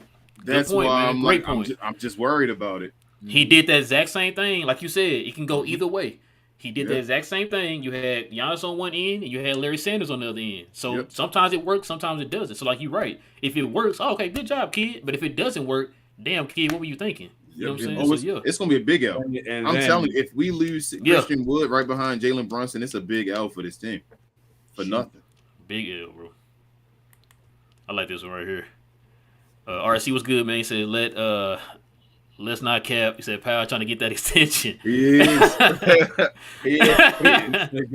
Oh man, that Wolves bomb. I'm gonna throw my phone. I get that Wolves bomb though, man. Oh my God, man. Let that Wolves bomb fall. King gonna I might not hear from King ever again in life. Yeah, we might have to do a show for a second round before you go with me just on the screen. Okay. I have to see Rell's take on this. Oh man. He says, I don't care what y'all say. We need trade Tim Bertans for Conley. Okay. Spencer played like a point guard with a season or career high assists, 7 assists. He said with Conley right now averaging 7 assists right now. I mean, we talked about that, Frank, on the last show. We talked about that. Conley won't Um, average seven assists with the Mavericks. no, he No, won't he average won't. 7 assists, But he'll be the but ball handler. yeah, he'll be a more Competent like ball okay. handler, Do you yes. who do you trust, any Conley or Tim Capazzo? Hardaway Jr. Oh, Oh, Conley. Conley There or you Tim go. Hardaway Jr. Yeah, Conley or Conley. Tim Hardaway Jr. Conley. Then we need to make that trade. If we can make that trade happen for nothing with no For draft Tim picks, for make that trade. 10. Okay. I mean, I want to hear it in relation to your Ben Simmons take. I'm saying trade Tim Hardaway Jr. and I Bertans do for that. anybody that can help the team. That especially if you don't have to give any draft picks up. That's all I said. Like I Yeah, make that trade nah. for both. They're not doing anything. They're again the guys, Mm-hmm. two And guys that aren't doing anything. with Conley, I think this is last year. Yeah. Like Conley isn't the greatest defender anymore and all that stuff, but I trust However, him dribbling the ball, shooting a lot of three. however, Utah's going to want a draft pick. Yeah, they want to draft. I don't want it. I'm They're okay. going to want a draft pick. They're yeah, in I that want mode I of forgot. collecting all the draft picks. That's a cool thing to do nowadays. Yep. Is collect as much Yep. draft pick. The next these drafts in the next couple of years is going to be like 4 teams. Yeah, I know. It's going to be like 4 He's like, teams. just yeah. back That to drag will be back. like 30. They're gonna be trying to stretch it out, something like Bruh. 4 Yeah. teams. What if And the that college might draft? be the move because what's What if- going to happen because literally we're seeing teams getting blown up every year, and then those guys are going to have their guys that they're building around, and they're just going to be like, oh, we want your secondary guy or your number 2 guy. We'll give you 4 draft picks for them, and just keep shifting. There's one thing that can happen in the draft that would really like make me cringe and make me worry about the Mavericks' future, and that's if the LA Lakers get the first pick. If the LA Lakers get the first pick, that will mean the New Orleans Pelicans get the first pick. Oof, we were. Which would mean in our division, yeah, you already know, that would be pretty scary. Did you see what So Vic did today? So no, where he's saying Yeah. we're rooting for the Lakers right now. We're trying to tell You need the Lakers to get somewhere like in the play-in and all that stuff. Yes, Mm-hmm. Very much so. yes, you do. King, why you ruining my night, bro? I'm just letting you know the truth. You My wanna team know the won, truth, and you right? want to ruin my night, bro. I don't know. I didn't even do nothing to you. Real. I don't know what's going on? We keep it real over Just here. keep it real. Yep, keep it real. Jesus, man. Yep. I didn't even think about that till you just said it. No, I've actually thought about that. I think yesterday, in fact, Oh, I was like, God, man, bro. they really Lakers just bad, and New Orleans is just like we out here winning games, and we still in the run. We're still in the. And every time you think that they like, the Wolves would be trash. It's like They might get the number 1 pick. Wow. all right. Frank says Spencer is a ball handler, not a true point guard, and I think Conley off the bench running the offense reduces turnovers and obviously creates shots, and throws lobs for guys. Yeah. I like it, but I'm not giving any draft pick up for Conley. Not Yeah, I don't wanna not get a no draft second pick. round, not a first round, no draft pick. And like Eni said, I think they're gonna want a draft pick. They're gonna want a draft pick. With that, Danny Ainge being there, Yeah. being the guy who's running things over there, he's gonna want. RC said Bob Voulgaris. Ooh, that's something we ain't heard in a while. We give Wood his minutes. Free Bobby V. Oh man. Let's see. Oh, King, probably for you right here. G2 says, do you think Josh now has trade value? Trying to get rid of him, huh? I mean, yeah, I think Sometimes you sell. I'm not going to trade him though, but Depending on what you can get back, I'll trade him. I think Josh Green is Ain't gonna be for anybody. I think he too. Yeah, you would have to. So Josh Green would be a piece that's included with a superstar. Mm-hmm. He's that guy he's now has up and coming value now, and it's like you can see him as being a valuable piece in the future. So he already has enough things. Go ahead. So once this trade, this KP trade finally gets finalized after this year. What you say? Sorry, What'd you say? street clothes trade. Okay. Sorry for Gets finalized. Old man was feeling wear freaking. Oh man, don't put him on the spot. Don't do that. Why you do that? He might was blurred out his jersey. Oh man. Anyway, but once that finally gets finalized, I think after this year, Yeah, I think and it's the next superstar gets tired of being in his Get him outta here. situation, whoever it may be. There's literally always one every year. Mhm. Now we can start talking about coupling trade or draft picks with young talent to get the appropriate talent to match with Luka. So even though I'm on the Josh Green train, but let's also be real. Yeah. If opportunities present themselves, You got to take it. we got to take it. It's only certain players, certain caliber players I'm Mhm. trading Josh Green for because his But upside is too well. But what Josh is doing right now, he's upping the caliber of players that we could possibly get Yep, back for him trade in for him. return, Yep. and what the Mavs are willing to trade him for goes up. I'm not trading him for a Ben Simmons. No. I'm not trading him for Ben Simmons. I'm not trading him for Mike Conley. You trade them for now for their future. Yeah. If someone's trying to give, I don't know, I can toss out names out of my ass, and who knows if like a Bradley Beal comes, he's like, you know what, F it, I want out. Money wise, probably it'll probably be hard to do it, but like those caliber players now become more attainable with Josh becoming more serviceable as a player. Would you trade him and draft picks for Damian Lillard? So I know, bro, you about to say yeah. I would have said yeah a couple years ago. Damian Lillard like 34 now, ain't he? No, he's 32. 32? Okay. Yeah, then I'll still do it. Because he has. I'll do it. He signed a 2-year deal. Yeah. I'm just trying to think of the age range. I'm like, so we get Lillard right. Would you trade Josh Green and all your draft picks? You get him. So how many championships does that give you? Does that make you a champion? I'm about to ask you. So if you're doing that, does that mean you're gonna win now?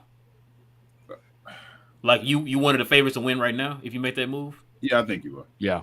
I think if you keep the other three, like I said, the other guys, if you keep Wood and you keep Spencer Dinwiddie as well, or if you got rid of Dinwiddie, truthfully, you can include Dinwiddie in the trade if you got Damian Lillard. I'm not saying I want to. I'm not saying I want to. What I'm saying is he could be included in that because we getting back a better player playing his position. Right. So I don't want. If you want to go to Portland, but I don't think Portland would just take Josh Green. Yeah, you're right. I mean, we'll have to match their salaries. So yeah, it will probably have. Oh yeah, definitely. Draft picks. You definitely got a massive salary now, bro. Yeah, like 60 million or something like that. Bertans. You doing Bertans like a Dinwiddie, Tim Hardaway, a Josh Green, and a Tim Hardaway. Bro, you might have to throw Christian Wood in there. No. No, I think Bertans, because Bertans got a bunch, and Tim Hardaway and Spencer Dinwiddie. That's a bunch of money is right 16. Tim Hardaway, I think, is 18. And Spencer is around 18 as well. Spencer's about 18 as well. That's what I'm saying. Spencer's 18. You can throw in about them three and somebody else. Maybe Josh Green. There you go. If I can get away with Hardaway, Bertans, and Spencer and draft picks, I might be able to finagle a way to keep Josh Green and get. I don't know if they're going. I think they will want Josh Green for the future. Yeah, As I said before, that you give them, look, if they trade away Dame, they're in rebuilding mode. They're in draft pick allocation mode. But you want that young player. Which is why they want Josh Green. Yeah, that Josh Green that's going to be part of your mold as far as somebody you can already see that's going to become somebody else. As good as Josh Green is playing, he's not like. No, he's not the superstar pick. You still got the draft picks, but you got Josh Green as your. You can already see Josh Green is probably going to be a championship level player on a starting team. Like that's what it's looking like. So you got your guy as your veteran 3-and-D and more guy already on your team, and then you put a bunch of other younger guys. You draft other positions, young athletic guys who don't need to have the ball. My first offer would not include Josh Green. It would not include Josh Green, but if they counter, it would be like Josh Green, I'd be like, fuck. Like, all right, gotta do it. Okay. Right. Okay, gotta do it. All right, but we're gonna answer. That's probably the last one right here, y'all. All right, that's fine. Let's see. See popping up. There it is. 2 hours easy. Yeah. Hero of the day. Okay, he says Christian Wood is shooting 50% from 3, 60% overall. J Kidd can miss us with that defense talk. He said we have eyes. He's no worse than average. Yep. Yeah, we said this, man. agree. But Hero everybody's talking about his defense. No, heroes that's were the narrative. I guess that's a Welcome, narrative hero. everybody gonna stick with until he becomes a lockdown defender. I guess. Welcome, hero. Welcome to the Glow Yard. Look, Yeah, welcome to the glow yard, man. He's shown us that he can be highly efficient. He's shown us that he can even get to the free throw line, and he even shown us a propensity to even play make. Yeah, he was doing that. So, I mean, So hold on, Andy, hold on. Who's a bigger playmaker, Christian Wood or Maxi? Maxi, I know it's a hard answer. One can't even dribble. Take your time. How about Maxi play Priest? make? Maxi Priest. One can't even dribble, let alone play make. No, I can't trust Maxi to put the ball on the ground. It has to be catch and shoot or give it back to. Give that mug back to Luka. We have like 3 guys though shooting like 50% from 3, don't we? Mm-hmm. Most of them are on the bench though during that. Yeah, but Christian Wood shooting 50 from 3 or about it. I think it's Spencer Tim, Reggie. Hold up, Tim shooting 50 from Maxi. 3. No. Yeah, Tim, Reggie, and Maxi shooting 50% from 3. Oh, I got you. I hear what you said. This guy right here. You got a joke. Christian Wood, Spencer Dinwiddie, and Josh Green. I think are all shooting around 50% Okay. Oh, who you say again? Spencer Dinwiddie, Christian Wood, and Josh Green, I believe. Yeah, I think that's right. The very people we do not trust. Yeah. For some reason. But all right, guys, that's gonna do it, y'all. That was a good one. It's almost 2 hours. Listen, guys, if you guys are brand new, I see we made it to 800, y'all. We definitely appreciate y'all helping us get to 800. On our way to that 1K, man. We almost there. Nice. Listen, guys, if you have not done it yet and you enjoy Mav content, go ahead and hit that subscribe button, guys. That'll help us out a lot, man. We're definitely trying to get to that elusive 1K. We're almost there, guys. And with your help, we can definitely get there. Also, do us a favor, guys. It was a lot of y'all in here watching live tonight. Go ahead and hit that like button, man. Before y'all head out, that'll help us out a lot too, guys. It don't even cost you anything. It's just one little push of a button, guys. That'll help us out a lot. So do you subscribe and hit that like button. Also, when you subscribe, hit that notification bell, guys. So whenever we get ready to drop a video, a live stream, you guys will be the first to know. Andy's box is down here blocking some of the social media sites, but we're on all the social media sites, guys, under We Talk Mavs, Facebook, Twitter, Instagram, Snapchat, and TikTok. We're on all of them, so y'all guys can follow us on there. I feel like it was something I was gonna say, but I don't remember. Cash App. King, is there anything I'm missing? Cash App, if you ever want to help us out, what is it? $ We Talk Mavs. You're never obligated to help us out, but just in case you ever do, it's definitely there. It's Christmas coming around the corner, I know. And also share, and more share, as I always say, guys. If you can just get us out to more faces. As he said, we're on a bunch of different social media platforms. So if you just on your social media platform, you can just share any of our information and click that share button. It'll take a second, and we definitely appreciate it. And thank you.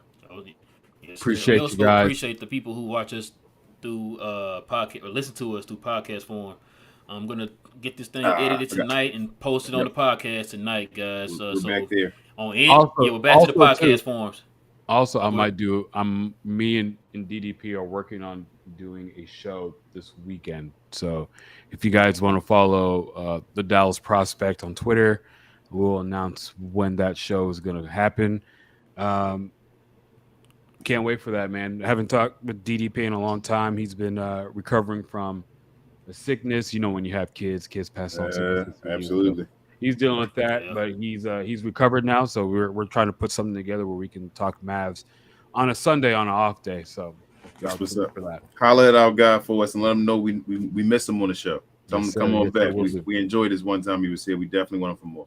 Yes, sir. Yes, sir. So like you said, guys, follow, subscribe to the Dallas Prospect. I know most of y'all already do, but subscribe if you have not yet. Subscribe on YouTube to the Dallas Prospect YouTube channel, guys. They drop Mav content too. Like I said, we're still trying to get to DDP's level, man. We're still growing. We're still babies in the game right now, but we definitely trying to get there.